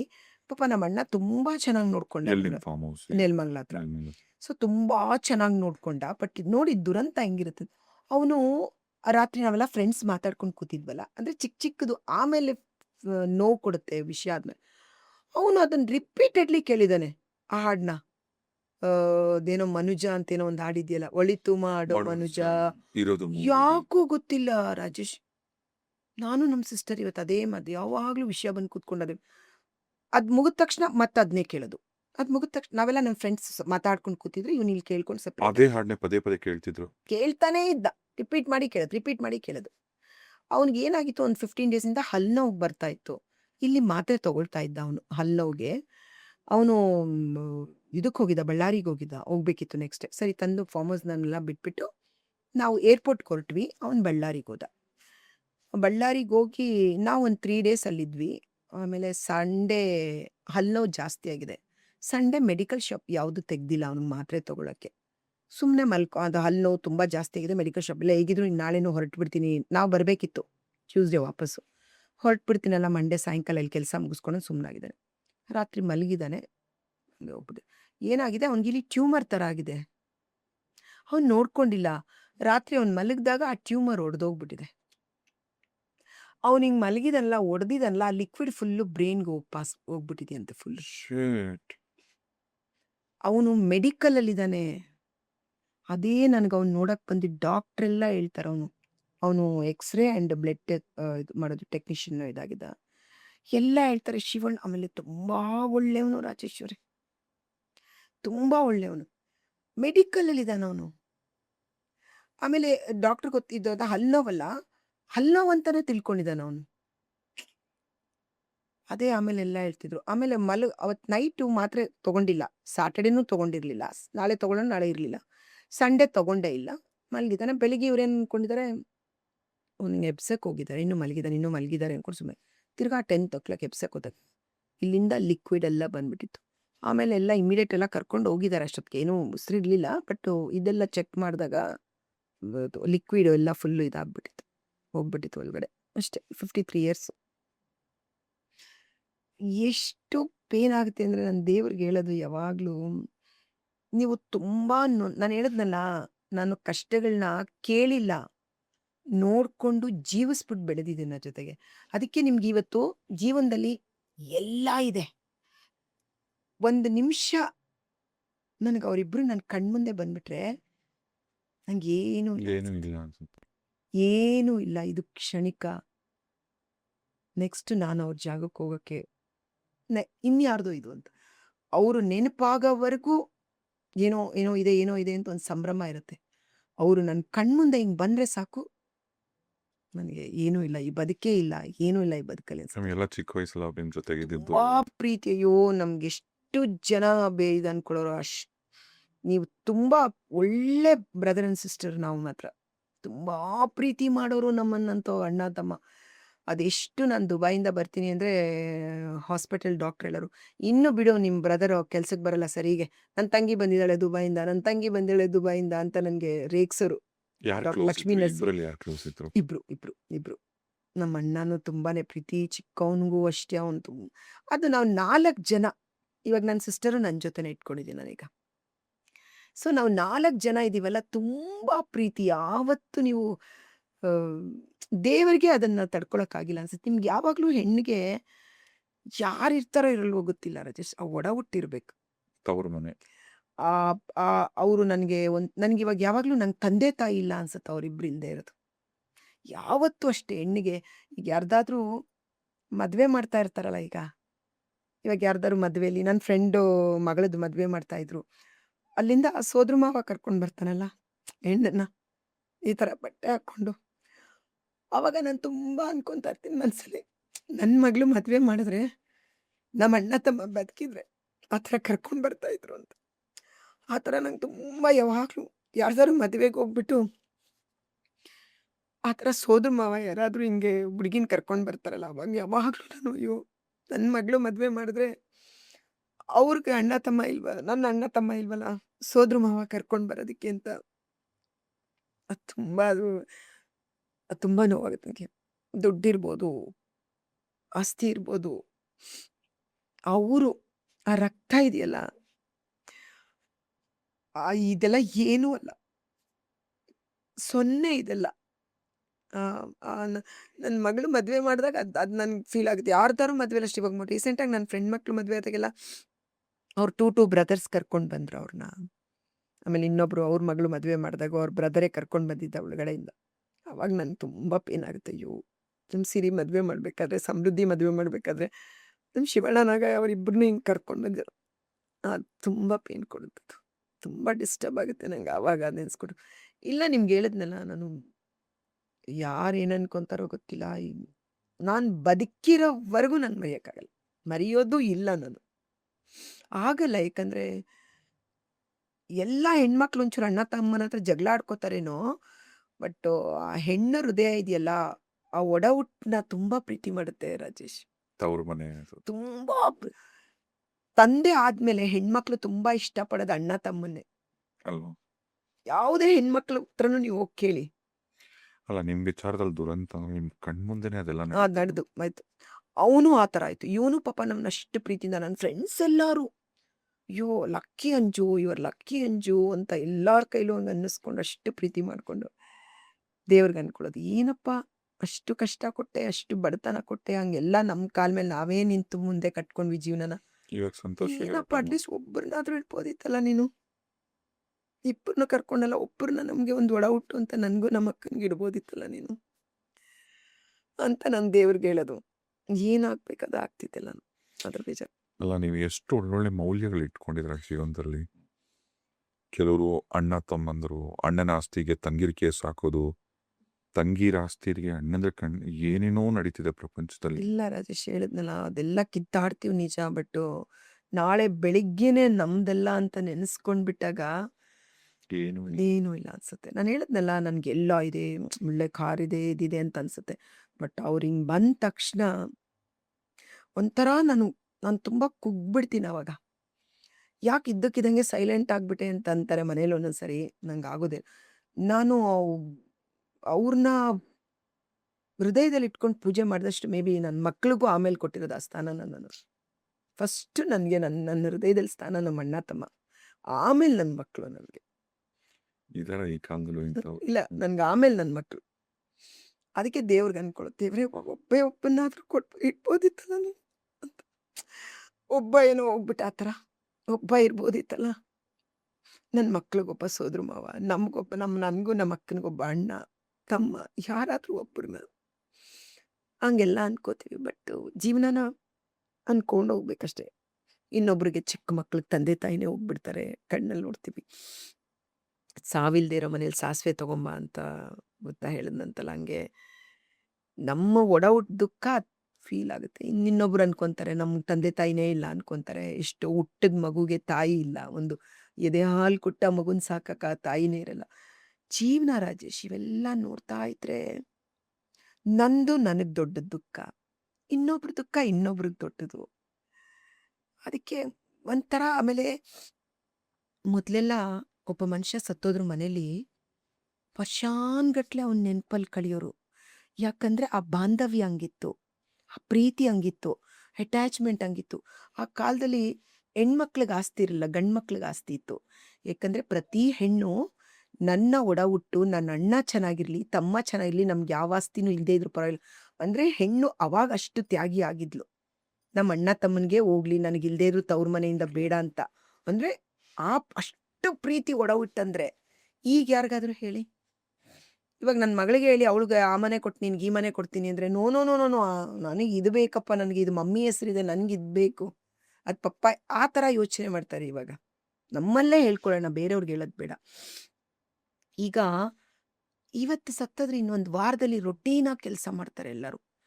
ಅಂದರೆ ಅವರನ್ನು ನೆನೆಸ್ಕೊಂಡು ಕೊರಗಕ್ಕೆ ಯಾರಿಗೂ ಈಗ ಸಮಯನೇ ಇಲ್ಲ. ಪ್ರೀತಿ ಅನ್ನೋದು ಮಾರಾಟ ಥರ ಆಗೋಗಿದೆ. ಸ್ವಲ್ಪ ಸ್ವಲ್ಪ ಯಾರನ್ನೂ ಹೃದಯದಲ್ಲಿಟ್ಕೊಂಡು ಮೇ ಬಿ ಇವತ್ತಿರೋ ಬ್ಯುಸಿಗೆ ಕೆಲಸ ಅಂತ ಮಾಡಲೇಬೇಕು, ಜೀವನನ ಕಟ್ಕೊಳ್ಳೇಬೇಕು. ಅಲ್ಲ ಇದನ್ನೇ ಅದು ಇದನ್ ಹೆಂಗಾಗೋಗಿದೆ ನೋಡೋ ರೀತಿನೇ, ಓ ಇವ್ರು ಸೈಟ್ ಇಟ್ಟಿದಾರ, ಇವ್ರು ಜಮೀನ್ ಕೊಟ್ಟಿದಾರ, ಆಸ್ತಿ ಕೊಟ್ಟಿದಾರ, ನಮ್ ಚೆನ್ನಾಗಿ ನೋಡ್ಕೊಂಡಿದ್ರ, ಬರೀ ಹಿಂಗೆ ಮೆಜರ್ ಅಲ್ಲ, ಮಾಡಿ. ಇವಾಗ ಹೆಣ್ಮಕ್ಳು ಯಾರೇ ಮದುವೆ ಮಾಡ್ಕೊಂಡ್ರು ಕೂಡ ಹುಡುಗ ಸೆಟ್ಲ್ ಆಗಿದಾನ, ಹುಡುಗಿದು ಏನು ಬರುತ್ತೆ ಅಂತ ಯೋಚನೆ ಮಾಡಿ. ನಾವೆಲ್ಲ ಮದುವೆ ಮಾಡ್ಕೊಂಡಾಗ ನಮ್ಮ ಗಂಡ ಓದಿದಾನೆ ಅಂತ ಮದುವೆ ಮಾಡ್ಕೊಂಡ್ವಿ ಅಷ್ಟೇ. ಏನು ನಮ್ಮ ಗಂಡ ಏನು ಶ್ರೀಮಂತರಲ್ಲ, ಅವರು ತುಂಬಾ ಬಡ ಕುಟುಂಬದಿಂದ ಬಂದಿದ್ದು, ಮಧ್ಯಮ ವರ್ಗನೇ, ಏನೂ ಇರಲಿಲ್ಲ ಅವ್ರಿಗೆ. ಓ ನೀವು ಆಮೇಲೆ ಈ ಜೀವನ ಕಟ್ಕೊಂಡಿತ್ತು. ತುಂಬಾ ನೀವು ನಾನು ಹೇಳದ್ ಅದಕ್ಕೆ ಹೇಳದ್ ನಾನು ಅಲ್ಲ ನಾನ್ ಅನ್ಕೊಂಡೆ ದುಬೈ ನೀವು ಯಾರು ಆಗರ್ಭ ಶ್ರೀಮಂತರಿಗೆ ಇಲ್ಲ ಮದುವೆ ಇಲ್ಲ ಆಗಿದ್ದು ಇಲ್ಲ ಇಲ್ಲ ಅಂತ. ನಮ್ಮ ಹಸ್ಬೆಂಡು ಅವ್ರಿಗೆ ಅಗಬ್ಬ ಶ್ರೀಮಂತ ವಿದ್ಯೆ ಇತ್ತು, ಅವ್ರಿಗೆ ಒಳ್ಳೆ ಕಂಪ್ನಿಲಿ ವರ್ಕ್ ಮಾಡ್ತಿದ್ರು. ಅವರು ಏನು ನಾರ್ಮಲ್ ಒಂದು ರೆಂಟೆಡ್ ಮನೇಲೇ ಇದ್ದಿದ್ದವರು, ಸ್ವಂತದವರು ಅಂತ ಒಂದು ಮದುವೆ ಮಾಡ್ಕೊಂಡಿದ್ದಷ್ಟೇ. ಆಮೇಲೆ ಓದ್ಕೊಂಡಿದ್ರು, ಒಳ್ಳೆ ಕಡೆ ಕೆಲಸ ಮಾಡ್ತಿದ್ರು ಅಂತ. ಬಟ್ ಜೀವನನ ನಾವಿಬ್ರು ಸೇರಿ ನಮ್ಮ ಹಸ್ಬೆಂಡ್ಗೆ ಏನು ಸಂಬಳ ಬರುತ್ತೋ ನಾವು ಕೂತ್ಕೊಂಡು ಬರ್ಕೊತಾ ಇದ್ವಿ. ಸುದು ಈ ತಿಂಗಳು ಇದಕ್ಕೆ ಇಷ್ಟು ಖರ್ಚು ಮಾಡೋಣ, ಮನೆಗಿಷ್ಟು, ಇದಕ್ಕಿಷ್ಟು, ಇಷ್ಟು ಎತ್ತಿಟ್ಬೇಡ. ಅದಕ್ಕೆ ನಾವೇನು ಮಾಡ್ತಿದ್ವಿ, 2 ವರ್ಷದಿಂದನೂ ಯಾವಾಗ ಇಂಡಿಯಾಗೆ ಬಂದರು ಕೈಲಾದ ಮಟ್ಟಕ್ಕೆ ಏನಾದರೂ, ಈಗ ಒಂದು ವರ್ಷದಿಂದ ಒಂದು 5 ಲಕ್ಷ ಕೂಡಿಟ್ಕೊಂಡ್ವಿ ಅನ್ಕೊಳ್ಳಿ, ಎಲ್ಲ ಖರ್ಚು ಮಾಡಿ. ಎಲ್ಲಾದರೂ ಒಂದು ಸೈಟ್ ನೋಡ್ತಾ ಇದ್ವಿ, ಒಂದು ಮನೆ ನೋಡ್ತಾ ಇದ್ವಿ, ಅದಕ್ಕೆ ಇನ್ನು ಸ್ವಲ್ಪ ನಮ್ಮ ಹತ್ರ ಜ್ಯುವೆಲ್ರಿ ಇದ್ದಿದ್ದೋ ಇದೋ ಬ್ಯಾಂಕಲ್ಲಿ ಲೋನ್ ತೊಗೊತಾ ಇದ್ವಿ, ಇನ್ವೆಸ್ಟ್ ಮಾಡ್ಬಿಟ್ಟಿದ್ರು. ಮಾಡ್ಬಿಡ್ತಿದ್ವಿ. ಸೊ ತಿಂಗಳು ಕಟ್ತೀವಿ ಅಂತ ಒಂದು ಕಾನ್ಫಿಡೆನ್ಸ್, ಒಂದು 5 ವರ್ಷ ಕಟ್ಟಿ ತೀರಿಸ್ತಾ ಇದ್ವಿ. ಇನ್ನೊಂದು ಸ್ವಲ್ಪ ಎಲ್ಲ ಉಳಿಸ್ಕೊತಾ ಇದ್ವಿ, ಇನ್ನೊಂಚೂರು ಉಳಿಸ್ತಾ ಇದೆ, ತಿರುಗಿ ಇನ್ನೊಂದು 5 ವರ್ಷಕ್ಕೆ ಮತ್ತಿನ್ನೋದು, ಆ ಥರ ಬ್ಯಾಂಕಲ್ಲಿ ಲೋನ್ ತಗೋ ಮಾಡೋದು. ಆಮೇಲೆ ಎಲ್ಲ ಬೈಯಕ್ಕೆ ಶುರು ಮಾಡಿದ್ರು, ಇನ್ನೇನು ದುಬೈಲಿದ್ಯಾ, ಒಂದು ಫಾರಿನ್ ಟ್ರಿಪ್ ಹೋಗಲ್ಲ ನೀವು, ಎಲ್ಲೂ ಹೋಗಲ್ಲ. ನಿಜ ಹೇಳ್ತೀನಿ, ನಾನು ಮಕ್ಕಳು ಹೋದವರೆಗೂ ಯಾವ ದೇಶಕ್ಕೂ ಹೋಗಿಲ್ಲ, ಯಾವ ದೇಶನೂ ನೋಡಿಲ್ಲ, ಯಾವ ಬ್ರ್ಯಾಂಡೆಡ್ ಬಟ್ಟೆನೂ ಹಾಕ್ಕೊಂಡಿಲ್ಲ, ಯಾವ ಬ್ರ್ಯಾಂಡೆಡ್ ಪರ್ಸು ತೊಗೊಂಡಿಲ್ಲ, ಯಾವುದು ಒಂದು ರಾಜೇಶ್, ನನಗದು ಆ ಹೆಸರುಗಳು ಇದೆ ಅಂತ ಗೊತ್ತಾಗಿದ್ದು, ಒಬ್ಬ ಆರ್ಟಿಸ್ಟ್ ಆಗಿ ನನಗೇನು ಅದರಲ್ಲಿ ಅವಮಾನ ಎಲ್ಲ ಹೇಳ್ಕೊತೀನಿ, ನನಗೆ ನನ್ನ ಮಕ್ಕಳಿಂದನೇ ಗೊತ್ತಾಗಿದ್ದದೆಲ್ಲ. ನನ್ನ ಮಗಳು ಎಷ್ಟಮ್ಮ ಪರ್ಸು 25,000. ಒಂದು ನಿಮಿಷ ಹಿಂಗೆ ಹೋಗ್ಬಿಟ್ಟು ಹಿಂಗೆ ಮೇಲೆ ಹೋಗಿ ಕೆಳಗಡೆ ಬರ್ತಾ ಇದ್ದೆ ನಾನು, 25,000 ಅಂತ. ನನಗೆ ಆ ಥರ ತಂದು ಕೊಟ್ರಮ್ಮ, ನಿನ್ನ ಕೈ ಮುಗಿತೀನಿ, ನೆಕ್ಸ್ಟ್ ತರ್ಬೇಡಮ್ಮ, ನಿನ್ನ ಕೈ ಮುಗಿದ್ಬಿಡ್ತೀನಿ, ನಂಗೆ ತರ್ಬೇಡ. ಇಲ್ಲ ಮಮ್ಮಿ, ನಾನು ತರ್ತೀನಿ, ನೀನು ತೊಗೋಬೇಕು, ನೀನು ಹಾಕೋಬೇಕಿದ್ನ. ಅಂದರೆ ಅವತ್ತು ನಾವು ನಮ್ಮ ಸಾಮ್ರಾಜ್ಯನ, ಅವರಾಗಲಿ ನಾನಾಗಲಿ ಹಂಗೆ ಉಳಿಸಿದ್ದಕ್ಕೆ ಇವತ್ತು ಮಕ್ಳಿಗೊಂದು ಸೇಫ್ಟಿ ಆಯಿತು, ಮಕ್ಳು ಒಳ್ಳೆ ಎಜುಕೇಷನ್ ಸಿಕ್ತು. ಇವತ್ತು ನಾವು ನಮಗೇನೋ ಒಂದು ರೆಂಟ್ ಬರಬೇಕಾ, ಏನೋ ಒಂದೆಲ್ಲ ಮಾಡಿಕೊಂಡು, ಯಾವತ್ತು ನಾನು ದೊಡ್ಡ ಮಟ್ಟದ ಜೀವನ ಆಸೆ ಪಟ್ಟಿಲ್ಲ ರಾಜೇಶ್. ಎಲ್ಲ ತನಕ ಕನಸಿಗೆ ಎಲ್ಲ ಇರೋದ್ರಲ್ಲೇ ಚಿಕ್ಕ ಮನೆಗೆ ಹೋಗಿದ್ದೆ ನಾನು ಓದೋದ್ರಲ್ಲಿ. ಆಮೇಲೆ ನಮ್ಮ ಹಸ್ಬೆಂಡ್ ದೊಡ್ಡ ಮನೆಗೆ ಹೋಗೋಣ ಅಂದ್ರೆ, ಅಯ್ಯೋ ನಮ್ಗೆ ಇಲ್ಲಿ ಯಾರು ನೋಡ್ತಾರ್ರಿ, ಇಷ್ಟು ಬಾಡಿಗೆ ಕಟ್ಟೋ ಬದಲು ಇದೇ ಉಳಿಸ್ಕೊಂಡ್ರೆ ನಾವು ಬ್ಯಾಂಕು ಕಟ್ಬೋದು ಅಂತ ಅವ್ರಿಗೆ ಹೇಳೋದು. ಚಿಕ್ಕದು ಉಳಿಸ್ಕೊಂಡು ಹೋಗಿ ಒಂದು ದೊಡ್ಡ ಒಂದು ಸಾಮ್ರಾಜ್ಯ ಕಟ್ಕೊಂಡ್ವಿ ನಾವು ನೀಟಾಗಿ, ಏನು ಕೊರತೆ ಇಲ್ಲದೆ, ಯಾರಿಗೂ ಒಂದು ಕಷ್ಟ ಅಂದ್ರೆ ಆ ಥರ ಮಾಡ್ಕೊಂಡ್ವಿ ನಾವು. ನಮ್ಮ ಮಕ್ಕಳು ಮಾಡ್ತಾರೆ ಅಂತ ಹೇಳಲ್ಲ ನಾನು, ಬೇರೆಯವ್ರಿಗೂ ನೀವು ಮಾಡ್ಕೊಳ್ಳಿ ಅಂತಲ್ಲ, ಅದು ಅವ್ರವ್ರ ಇಚ್ಛೆ ಯಾರಿಗಿರುತ್ತೆ ಅನ್ನೋ. ಅದೇ ಒಂದು ಹೆಣ್ಣು ಬುದ್ಧಿವಂತಲೆ ಆದರೆ ಒಂದು ಕುಟುಂಬನೂ ಬೇಕಾದ್ರೆ ನಿಲ್ಲಿಸ್ಕೋಬೋದು ಅಂತ ಹೇಳೋದನ್ನ ಕೇಳಿದ್ದೆ, ಓದಿದ್ದೆ, ತಿಳ್ಕೊಂಡಿದ್ದೆ, ಅದ್ರ ಪ್ರಕಾರ ನಡ್ಕೊಂಡೆ. ಇವತ್ತು ನಾವು ಏನಾದ್ರು ಸಂಪಾದನೆ ಮಾಡಿದರೆ, ಇವ್ರೇನಪ್ಪ ಈ ಕಾರಲ್ಲಿ ಹೋಗ್ತಾರೆ ಅಂತ ಯಾರೋ ನನಗೊಂದು ಕಮೆಂಟ್ಸ್ ಬರೆದಿದ್ರು. ಆ ಕಾರ್ನ ಇವಾಗ ಇಷ್ಟು ವರ್ಷ ಸಂಪಾದನೆ ಮಾಡಿ, ಇಷ್ಟು ವರ್ಷ ದುಡಿದು, ಇಷ್ಟೆಲ್ಲ ಮಾಡಿ, ಇವತ್ತು ನಾನು ದುಡಿಯಕ್ಕೆ ಬಂದಾಗ ತೊಗೊಂಡಿರೋದು. ಪಿಚ್ ಹೆಂಗೆ ಬರ್ಕೊತಾರೆ, ಇದು ಮಾಡ್ತಾರೆ. ನಂಗೆ ಈಗಲೂ ಹೇಳ್ತೀನಲ್ಲ, ಬಟ್ಟೆ ಮೇಲೆ ಏನು ತುಂಬ ಕ್ರೇಜಿ, ತುಂಬ ಬ್ರ್ಯಾಂಡೆಡ್ ಹಾಕೋಬೇಕು. ನನ್ನ ಮಗಳೇ ಅಲ್ಲ ಖುಷಿನೇ ಅಲ್ಲ, ನೀವು ಸಂಪಾದನೆ ಮಾಡಿ ದುಡ್ಡು ನಿಮ್ಮ ದುಡ್ಡು ಅವ್ರು ಹೇಳೋದೇನು ಗೊತ್ತಾ, ಅದು ಏನೋ ಒಂದು ಬರೆದು ಬಿಡ್ತಾರೆ ರಾಜೇಶ್. ಅದಕ್ಕೆ ಅದ್ರ ಹಿಂದೆ ನಾನು ಹೇಳಿದ್ರೆ 20 ವರ್ಷ ನಾನಿದ್ದು ಒಂದು ಎಲ್ಲೂ ಹೋಗಕ್ಕೆ ಇಷ್ಟಪಡ. ನಮ್ಮ ಹಸ್ಬೆಂಡ್ ಎಲ್ಲರೂ ಹೋಗೋಣ ಅಂದ್ರು ನಾನು ಬೇಡ ಅಂತಿದ್ದೆ. ಅಯ್ಯೋ ಬೇಡ ಬಿಡಿ, ಇದೇ ದುಡ್ಡು ಉಳಿಸೋಣ, ಯಾವಾಗಲೂ ಹಿಂಗೇನೆ. ಇವಾಗ ಅದನ್ನು ನನ್ನ ಮಗಳಿಗೆ ಹೇಳಿ, ನಿಮಗೆಲ್ಲ ಓದಿಸೋದಕ್ಕೆ ಇಷ್ಟು ಮಾಡೋದಕ್ಕೆ ನಾನು ಒಂದು ಲೈಫ್ ಎಂಜಾಯ್ ಮಾಡಿಲ್ಲ ಅಂದರೆ ನಿಂಗೆ ಯಾರು ಹೇಳಿದ್ರು ಮಾಡಬೇಡ ಅಂತ, ಆ ಥರ ಕೇಳ್ತಾರೆ. ಅದ್ರ ಹಿಂದಿನ ನೋವು ತ್ಯಾಗ ನಮಗೆ ಗೊತ್ತಿದೆ. ಇವಾಗ ನಮ್ಮ ಅಕ್ಕನ ಮಗನಿಗೆ ಅದನ್ನು ಯಾಕೋ ಇಷ್ಟು ಟ್ರಾವೆಲ್ ಮಾಡ್ತೀನಿ ಅಂದರೆ, ಆಂಟಿ ಇವಾಗ ನೋಡಿ ನೀವು ಅರ್ಧ ಆಯುಸ್ ಆಗೋಯ್ತು, ನೀವು ಏನು ಬರೀ ಮಕ್ಕಳು ಅಂತ ನೋಡಿ, ಇವಾಗ ನಿಮಗೆ ಅದನ್ನು ಹೇಳ್ತಾನೆ. ಇವಾಗಿನವ್ರದ್ದು ನೋಡಿದ್ರೆ ಎಲ್ಲೋ ಒಂದು ಕಡೆ ಕರೆಕ್ಟು ಇರ್ಬೋದು ಅದು, ಬಟ್ ನಿಮ್ಮದು ಇಂಟರ್ವ್ಯೂಲ್ ನೋಡ್ತಾ ಇರ್ತೀನಿ ಎಷ್ಟೋ ಜನನ, ಅದು ನೋಡಿದ್ರೆ ನಾವು ತೊಗೊಂಡಿರೋ ತೀರ್ಮಾನ ಕರೆಕ್ಟ್ ಅನ್ಸುತ್ತೆ ನನಗೆ. ಬೇರೆಯವ್ರನ್ನೆಲ್ಲ ನೋಡಿದಾಗ ಎಲ್ಲೋ ಒಂದು ಕಡೆ ಅವತ್ತು ಒಂಚೂರು ತ್ಯಾಗ ಮಾಡಿ, ಒಂದು ಸ್ವಲ್ಪ ಮಾಡಿ, ಉಳಿಸ್ಕೊಂಡು ಮಾಡಿ ಒಂದು ಬದುಕು ಕಟ್ಕೊಂಡಿದ್ದಕ್ಕೆ ಇವತ್ತು ಅವಕಾಶಗಳು ಬರುತ್ತಾ, ಬರಲ್ವೋ, ಬದುಕಂತೂ ಮಾಡ್ಕೊಂಡು ಅದೇ ಎಲ್ಲರಿಗೂ ಆರ್ಟಿಸ್ಟ್ಗಳಿಗೆ ನಾನು ಏನು ಹೇಳ್ತೀನಿ ಅಂದರೆ, ಎಲ್ಲ ನನ್ನ ಮಕ್ಳ ಥರ ರಾಜೇಶ್ ಇವಾಗ ಆ್ಯಕ್ಟ್ ಮಾಡ್ತಾ ಇರೋರೆಲ್ಲ ಅವ್ರಿಗೇನು ಹೇಳ್ತೀನಿ ಅಂದರೆ, ದುಡಿಯುವಾಗ ಆ ಬ್ರ್ಯಾಂಡು ಈ ಬ್ರ್ಯಾಂಡು ಆ ಬದುಕು ಈ ಬದುಕು ಅಂತೆಲ್ಲ ಮಾಡಬೇಡಿ. ಸ್ವಲ್ಪ ಹುಷಾರಾಗಿ ಮುಂದಿನ ಜೀವನಕ್ಕೆ ಒಂದು ಚೂರಾದರೂ ಒಂದು ಸೇಫ್ಟಿ. ಒಂದು ಸ್ವಲ್ಪ ನೀವು ₹100 ದುಡಿದ್ರೆ ನಾವೆಲ್ಲ ₹70 ಎತ್ತಿಟ್ಬಿಟ್ಟು ₹20 ತಿಂತೀವಿ. ನೀವು ಹಂಗೆ ತಿನ್ಬೇಡಿ. ಒಂದು 30-40 ಆದರೂ ಎತ್ತಿಟ್ಕೊಳ್ರೋ. ಆಮೇಲೆ ನಮ್ಮದು 4 ಸಿನಿಮಾ ರಿಲೀಸ್ ಆಗ್ತಾಯಿತ್ತು. 4 ಸೀರಿಯಲ್ಗಳು ಮಾಡ್ತಾಯಿದ್ವಿ. ಈಗ 2 ಸೀರಿಯಲ್ ಮಾಡ್ತಿದ್ರು. ಅವರೇನಾ ತಿರ್ಗಾ ಅವ್ರು. ಆಮೇಲೆ 1-2 ಸೀರಿಯಲ್ ಹೀರೋಯಿನ್ ಆದಮೇಲೆ ಹೀರೋಯಿನ್ನ ಮತ್ತೆ ತಗೊಳ್ಳಲ್ಲ ರಾಜೇಶ್. ಹೊಸಬ್ರು. ಇದನ್ನೆಲ್ಲ ನಾನು ನೋಡ್ತಾ ಇದ್ದೀನಿ ಇವಾಗ.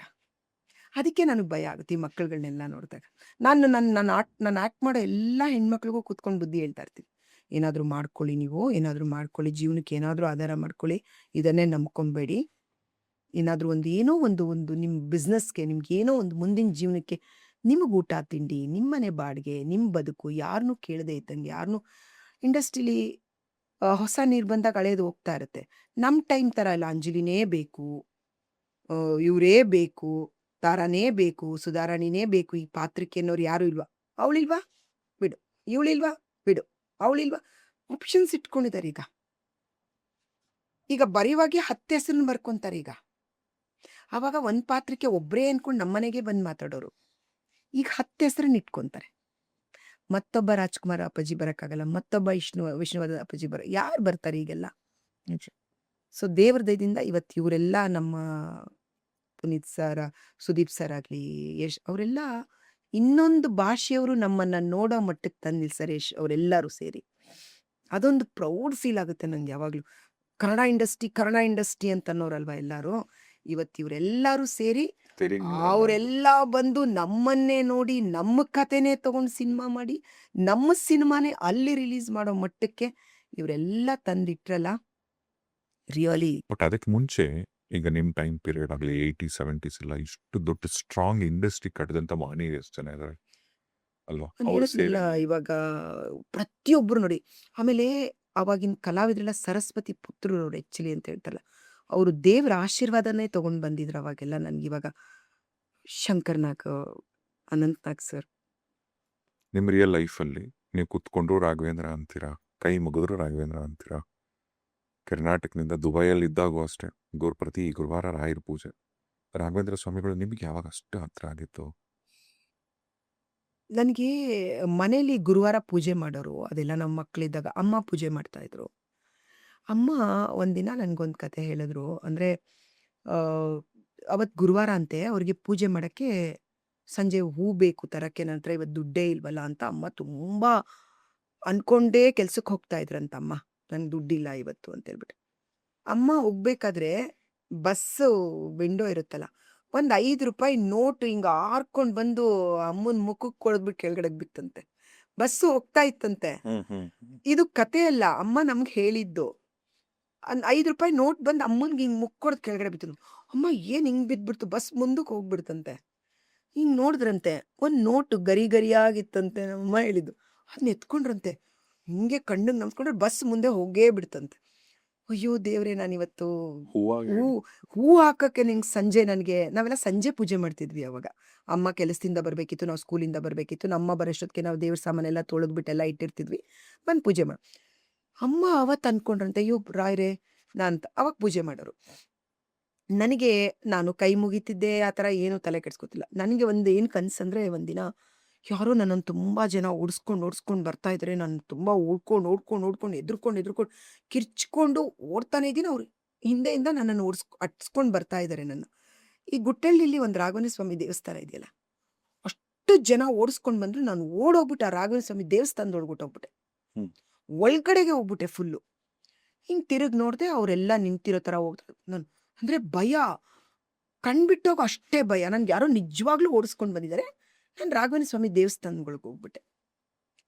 ಅದಾದ್ಮೇಲೆ ಬೆಳಗ್ಗೆ ಎದ್ದು ನಮ್ಮ ಅಮ್ಮಂಗೆ ಹೇಳಿದ್ದು, ನಮ್ಮ ಅಕ್ಕನಿಗೆ ಸ್ಕೂಲಲ್ಲಿ ಹೋಗಲು ಮಾರಾತ್ರಿ ನನಗೆ ಕಳ್ಳರೆಲ್ಲ ಓಡಿಸ್ಕೊಂಡು ಬಂದುಬಿಟ್ರು. ನಾನು ರಾಘವೇಂದ್ರ ಸ್ವಾಮಿ ದೇವಸ್ಥಾನದೊಳಗೆ ಕೊಟ್ಟೆ. ಆಮೇಲೆ ನಮ್ಮಮ್ಮ ಹೇಳಿದ್ರು, ನೀನು ಬರ್ತಾ ಸ್ಕೂಲಿಂದ ರಾಘವೇಂದ್ರ ಸ್ವಾಮಿ ದೇವಸ್ಥಾನಕ್ಕೆ ಹೋಗಿ ಕೈ ಮುಗಿದ್ಬಿಟ್ಟು ಅಕ್ಷತೆನ ಹಾಕ್ಕೊಂಡು ಬಾ ನೀನು ಅಂತ ನಮ್ಮಮ್ಮ ಹೇಳಿದ್ರು. ನನ್ನ ಫ್ರೆಂಡ್ಸ್ಗೆ ಅದೆಲ್ಲ ಹೇಳೋದು ನಮ್ಮ ಟೀಚರ್ಗೂ ಹೇಳೋದು. ನಾನು ಇವತ್ತು ರಾಘವೇಂದ್ರ ಸ್ವಾಮಿ ದೇವಸ್ಥಾನಕ್ಕೆ ಹೋಗ್ಬೇಕು, ನಮ್ಮಮ್ಮ ಹೇಳಿದ್ರೆ ನನಗೆ ಹಿಂಗಾಯ್ತು. ಅದೊಂದು ಘಟನೆ ಆದ್ಮೇಲೆ ಒಂಚೂರು ನಾನು ರಾಘವೇಂದ್ರ ಸ್ವಾಮಿ ಸ್ಕೂಲಿಂದ ಬರ್ತಾ ರಾಘವೇಂದ್ರ ಸ್ವಾಮಿ ದೇವಸ್ಥಾನಕ್ಕೆ ಹೋಗೋದು, ಅಕ್ಷತೆ ಹಾಕ್ಕೊಂಡು ಕೈ ಮುಗಿಯೋದು, ಬರ್ತಾ ಬರೋದು. ಅದಾದ್ಮೇಲೆ ನನಗೊಂದು ಮ್ಯಾಥಮೆಟಿಕ್ಸ್ ಟೀಚರ್ ಇದ್ರು.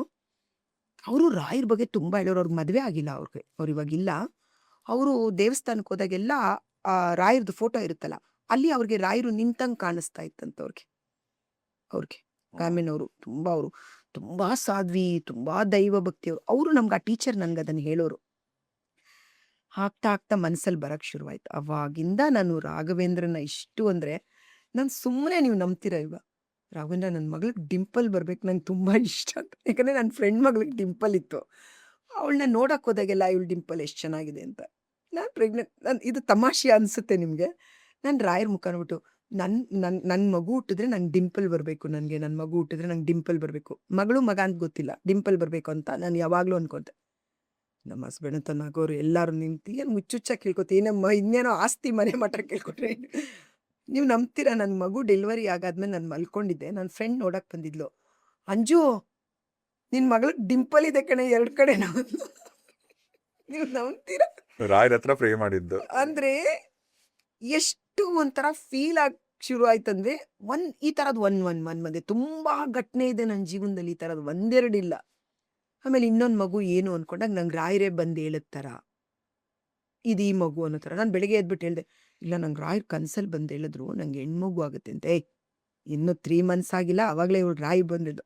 ಅದು ನೋಡಿದ್ರೆ ಈ ಘಟನೆಗಳೇ ನನ್ನ ಜೀವನದಲ್ಲಿ ಏನಾಯ್ತು, ದಿನ ದಿನ ದಿನ ನನ್ನ ದೇವರು, ನನ್ನ ಶಕ್ತಿ. ನಮ್ಗೆ ಇವಾಗ ಎಲ್ಲ ಒಂದು ಕೀ ಕಾಣಿಸಿಲ್ಲ ಅನ್ಕೊಳ್ಳಿ ತಕ್ಷಣ, ಅಯ್ಯೋ ಭಗವಂತ, ರಾಯರೇ ಎಲ್ಲಿಟ್ಟಿದ್ದೀನಿ ಅಂದರೆ ಈ ಕಡೆ ತಿರ್ಗಿ ನೋಡಿದ್ರೆ ಅಲ್ಲಿರುತ್ತೆ. ನಂಗೆ ಗೊತ್ತು ಪಪ್ಪ, ನಿಮ್ಗೆ ಹೇಳಿದ್ರೆ, ನಿಮ್ಮ ಹೆಸರು ಹೇಳಿದ್ರೆ ನಂಗೆ ಇಲ್ಲಿ ಸಿಗುತ್ತೆ ಅಂತ. ಅಂದರೆ ಆ ಥರ ನಂಗೆ ಹುಚ್ಚೋ ಬೆಪ್ಪೋ ನೀವೇನಾದರೂ ಅಂದ್ಕೊಳ್ಳಿ ನನ್ನನ್ನು, ನಾನೇ ಅವ್ರ ಜೊತೆಲಿ ಬೆರ್ತೋಗೋಕ್ಕೆ ಶುರುವಾದೆ. ನನಗೆ ಇವಾಗ ಯಾವಾಗಲೂ ನನಗೇನು ಹೇಳಬೇಕು ಕೇಳಬೇಕು ಅನ್ಸಿದ್ರು ನಾನು ರಾಯರ ಹತ್ರನೇ ಕೇಳೋದು. ಅದಕ್ಕೆ ನನ್ನ ಮನೆ ಹೆಸರುಗಳೆಲ್ಲ ನಾನು ರಾಯರಂತಲೇ ಇಟ್ಟಿರೋದು. ರಾಘವೇಂದ್ರ ಸ್ವಾಮಿ ನಿಲಯ, ರಾಘವೇಂದ್ರ ಸ್ವಾಮಿ ನಿಲಯ, ಅದನ್ನೇ ಇಟ್ಟಿರೋದು. ಇವತ್ತೇನಾದರೂ ಕೊಟ್ಟಿದ್ರೆ, ಗಳಿಸಿದ್ರೆ, ಇಲ್ಲ ರಾಘವೇಂದ್ರ ಸ್ವಾಮಿ ಅಂತ ಹೇಳಲ್ಲ, ನೀವು ದೈವನ ನಂಬಿದ್ರೆ ಈ ಭೂಮಿ ಮೇಲೆ ಯಾರು ಕೆಳಗಿಳಿದಿದ್ದಿಲ್ಲವೇ ಇಲ್ಲ. ಅದನ್ನು ಧಿಕ್ಕರಿಸಿ ಇನಾಮನ ಮಾತಾಡಿ ಏನೋ, ದೈವ ಯಾರು ನಂಬಿದಾರಲ್ಲ ಆ ಭಗವಂತ ಇವತ್ತು ಕಷ್ಟ ಕೊಡ್ತಾನೆ, ನಾಳೆ ಕಷ್ಟ ಕೊಡ್ತಾನೆ. ಒಂದು ಟೈಮಲ್ಲಿ ಖಂಡಿತ ನಮ್ಮನ್ನು ಕೈ ಹಿಡಿತಾನೆ, ಅವ್ನು ಯಾವ ನಿಮ್ ಕೈ ಬಿಡಲ್ಲ, ನಡ್ಕೊಂಡು ಹೋಗ್ತಾನೆ. ಬಟ್ ಯಾವ್ದಾರಾಗ್ಲಿ, ಇವಾಗ ನನಗೆ ರಾಘವೇಂದ್ರ ಇಷ್ಟ, ನಿಮಗೆ ಗಣೇಶ ಇಷ್ಟ ಇರ್ಬೋದು, ಇನ್ನೊಬ್ರಿಗೆ ಈಶ್ವರ ಇಷ್ಟ ಇರ್ಬೋದು, ಇನ್ನೊಬ್ರಿಗೆ ಚಾಮುಂಡೇಶ್ವರಿ ಇಷ್ಟ ಇರ್ಬೋದು. ಬಟ್ ಹಂಗಾಗಿ ಅವ್ರು ಒಂದು ದೈವ. ಸೊ ನನಗೆ ನಾನು ಅನ್ಕೊಂಡಿರೋ ದೈವ ಯಾರೇ ಒಬ್ಬ ಮನುಷ್ಯ, ನಾನು ಹೇಳ್ತೀನಿ ಗೊತ್ತಾ, ನಮ್ಮ ಜೀವನದಲ್ಲಿ ಈ ಭೂಮಿಗೆ ಬಂದ್ಮೇಲೆ ಅವನ ಸ್ಮರಣೆಯಲ್ಲಿ ಬದುಕಿದ್ರೆ ನಮ್ಮ ಜೀವನ ಸಾರ್ಥಕ ಆಗುತ್ತೆ ಅಂತ ಅನ್ಸುತ್ತೆ. ಎಷ್ಟೋ ನಾನು ಎಲ್ಲ ನನ್ನ ಕಲಾವಿದ್ರಿಗೂ ನನ್ನ ಸೆಟ್ಟಲ್ಲೂ ಹೇಳ್ತಾ ಇರ್ತೀನಿ, ಒಂಚೂರು ಇವಾಗಿನ ಮಕ್ಕಳೆಲ್ಲ ಕಾಸ್ಟ್ಯೂಮ್ಸಿಗೆ ಜಗಳ ಆಡ್ಕೊತಾರೆ. ನನ್ನ ಸೆಟ್ಗೆ ಹೋಗ್ಬೇಕಾರೆ ನಾನು ಹೇಳ್ದಲ್ಲ, ಕಂಬ್ಯಾಕ್ ಆದಮೇಲೆ ನನಗೆ ಸೀರಿಯಲ್ಲು ನಂಗೆ ತುಂಬ ಹೆಸರು ಕೊಟ್ಟಿದ್ದು. ನಾನು ವಾಪಸ್ ಬಂದ ತಕ್ಷಣ PRK ಪ್ರೊಡಕ್ಷನಲ್ಲಿ ಆ್ಯಕ್ಟ್ ಮಾಡಿದ್ದು ನಾನು. ಅಪ್ಪು ಸರ್ ಅವ್ರ ಮೇಲೆ ನೇತ್ರಾವತಿ ಅಂತ ಸೀರಿಯಲ್ ಮಾಡಿದೆ. ಸಂತೋಷ್ ಗೌಡ ಅಂತ ಅದಕ್ಕೆ ಡೈರೆಕ್ಟ್ರು. ದೀಪಿಕಾ ಅಂತ MN ಲಕ್ಷ್ಮೀದೇವಿ ಇದಾರಲ್ಲ, ಅವ್ರ ಮೊಮ್ಮಗಳು ಹೇಳಿದ್ರಂತ, ಈ ಥರ ಅಂಜಲಿ ಮೇಡಮ್ ವಾಪಸ್ ಬಂದಿದ್ದಾರೆ, ಅವ್ರನ್ನ ಆ್ಯಕ್ಟ್ ಮಾಡಿಸೋಣ ಅಂತ ಹೇಳ್ಬಿಟ್ಟು. ಆಮೇಲೆ ಅವ್ರು ಬಂದರು. ನಾನು ಉದಯ ಏನು ನೋಡೋಣ, ಇನ್ಯಾವ್ದಾರು ಒಳ್ಳೆ ಪ್ರಾಜೆಕ್ಟ್ ಬರುತ್ತಾ ಅಂತ ಇದು ಮಾಡ್ತಾ ಇದ್ದೆ ನಾನು. ಸೊ ಅದಕ್ಕೆ ಮುಂಚೆ ಬಿಗ್ ಬಾಸ್ಗೆ ಇವ್ರು ಹೇಳ್ತಾ ಇದ್ರು ನನಗೆ. ನಾನು ಹೋಗ್ಲಾ ಬೇಡವಾ ಅಂದ್ಕೊಳ್ತಾ ಇದ್ದೆ. ನಾನು ಮನೇಲಿ ಏನು ಅಷ್ಟು ಇದು ಮಾಡಿಲ್ಲ, ಬೇಡ ಅನ್ನೋ ಥರನೇ ಮಾಡಿ. ಈಗಲೂ ಕರೆದ್ರೆ ಇವಾಗಲೂ ನನ್ಗೆ ಇವ್ರು ಮಾತಾಡ್ತಿರ್ತಲ್ಲ, ಅಂದರೆ ಈಗ ಗೊತ್ತಿಲ್ಲ, ಬಟ್ ಸದ್ಯಕ್ಕಂತ ಬೇಡ.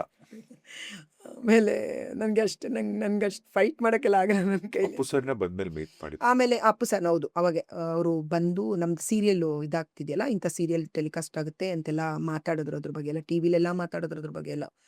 ಸೊ ಅದಾದಮೇಲೆ ಅಪ್ಪು ಸರು ಬ್ಯಾನರ್ ಅಂದ ತಕ್ಷಣ ಅವ್ರು ಬಂದು ಏನು ಮಾಡಿದ್ರು, ಸಂಜೆ ಬಂದರು ನಮ್ಮ ಮನೆಗೆ. ಒಂದು 8 ಗಂಟೆಗೆ ಬಂದರು. ಮೇಡಮ್, ಈ ಥರ ಒಂದು ಉದಯೋದಯ ಸೀರಿಯಲ್ ಮಾಡ್ತಾ ಇದ್ವಿ, PRK ಪ್ರೊಡಕ್ಷನ್, ನೀವು ಆ್ಯಕ್ಟ್ ಮಾಡಬೇಕು, ತಾಯಿ ಕ್ಯಾರೆಕ್ಟ್ರು ತುಂಬ ಫುಲ್ಲು ಕತೆನೇ ನಿಮ್ಮಲ್ಲೆಲ್ಲ ಬರುತ್ತೆ, ಚೆನ್ನಾಗಿದೆ ಅಂತೆಲ್ಲ ಹೇಳಿದ್ರು.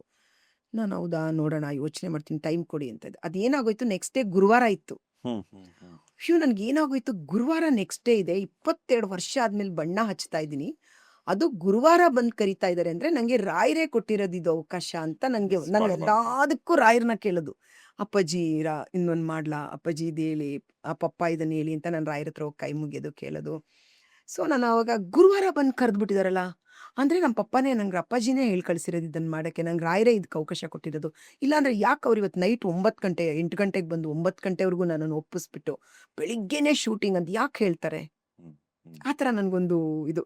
ಸೊ ಬಟ್ ಬೆಳಿಗ್ಗೆ ಹೋದೆ ಸೆಟ್‌ಗೆ ಖುಷಿಯಾಗೋಯ್ತು ನನಗೆ. ಆರೆಂಜ್ ಬೇರೆ ಸೀರೆ ತಂದಿಟ್ಬಿಟ್ಟಿದ್ದಾರೆ ಅವತ್ತು ಫಸ್ಟ್ ಸೀನ್‌ಗೆ. ಅದು ಇನ್ನೊಂದು ನನಗೆ ರಾಘವೇಂದ್ರ ಸ್ವಾಮಿದು ಕಲರ್ ಅದು ಅಂತ. ಗುರುವಾರ ಗುರುಪೂಜೆ. ಗುರುವಾರ ಬಂದ್ಬಿಡ್ತು. ಸೊ ಖುಷಿಯಾಗಿ ಆ್ಯಕ್ಟ್ ಮಾಡಿದೆ. ಅದು ಒಳ್ಳೆ ಪಾತ್ರ ಕೊಟ್ಟಿದ್ರು. ಅದನ್ನ ನೋಡಿ ರಾಮ್‌ಜಿ ಸರು ಲುಕ್ ಟೆಸ್ಟ್ ಬೇಡ ಅಂದ್ರು.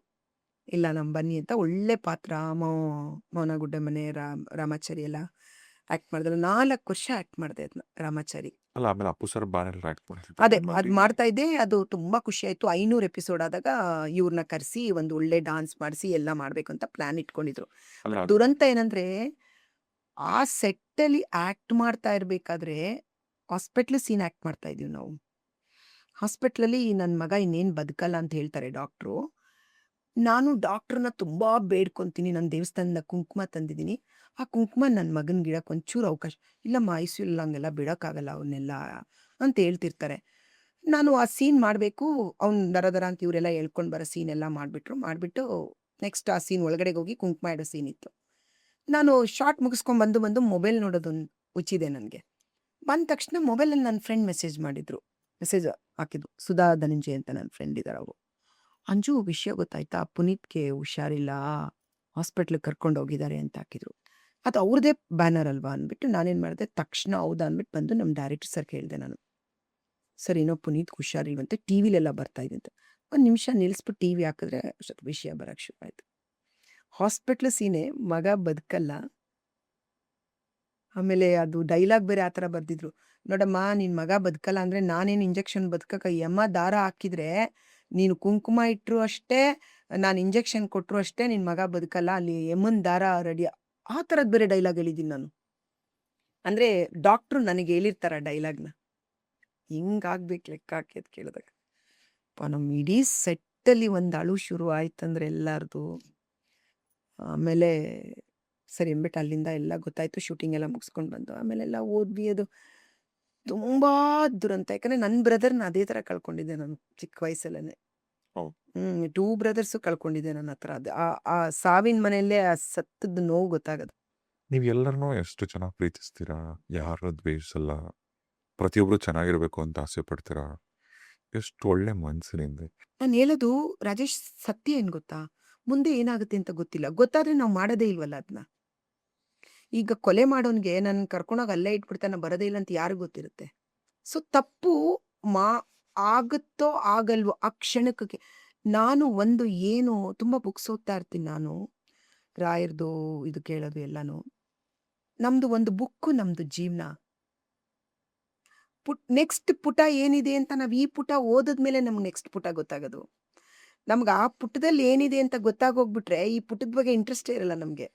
ಇದನ್ನು ಓದಿದ್ಮೇಲೆ ನೆಕ್ಸ್ಟ್ ಪುಟದಲ್ಲಿ ಏನಿದೆ ಅಂತ ಗೊತ್ತಾಗುತ್ತೆ. ಅದು ಏನ್ ಬೇಕೋ ಆಗಿರ್ಬೋದು. ಏನ್ ಬೇಕಾದ್ರೂ ಆಗಿರ್ಬೋದು, ಆ ಪುಟದಲ್ಲಿ ಏನ್ ಬೇಕಾದ್ರೂ ಬರ್ದಿರ್ಬೋದು.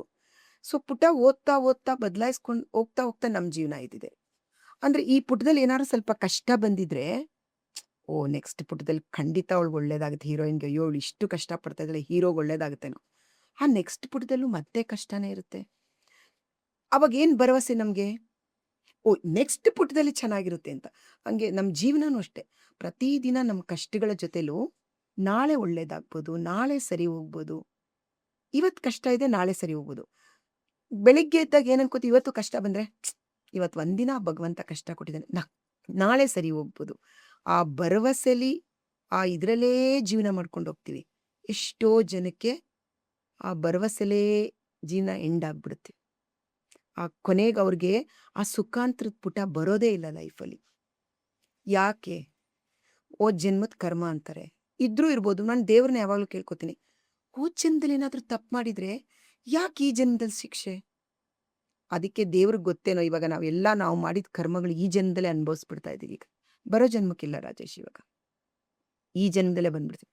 ನಂಗೆ ಆ ಖುಷಿ ಅವ್ರದ್ದೆಲ್ಲ ನೋಡ್ತಾ ಇದ್ರೆ ತುಂಬ ಹರ್ಟ್ ಮಾಡ್ಕೊಂಡೆ. ಯಾಕಂದರೆ ನಾನು ಹೆಣ್ಣಲ್ವಾ, ನಮ್ಮ ಮಕ್ಳಿಗೆ ಹೇಳ್ತಾರ ಅವರೆಲ್ಲ.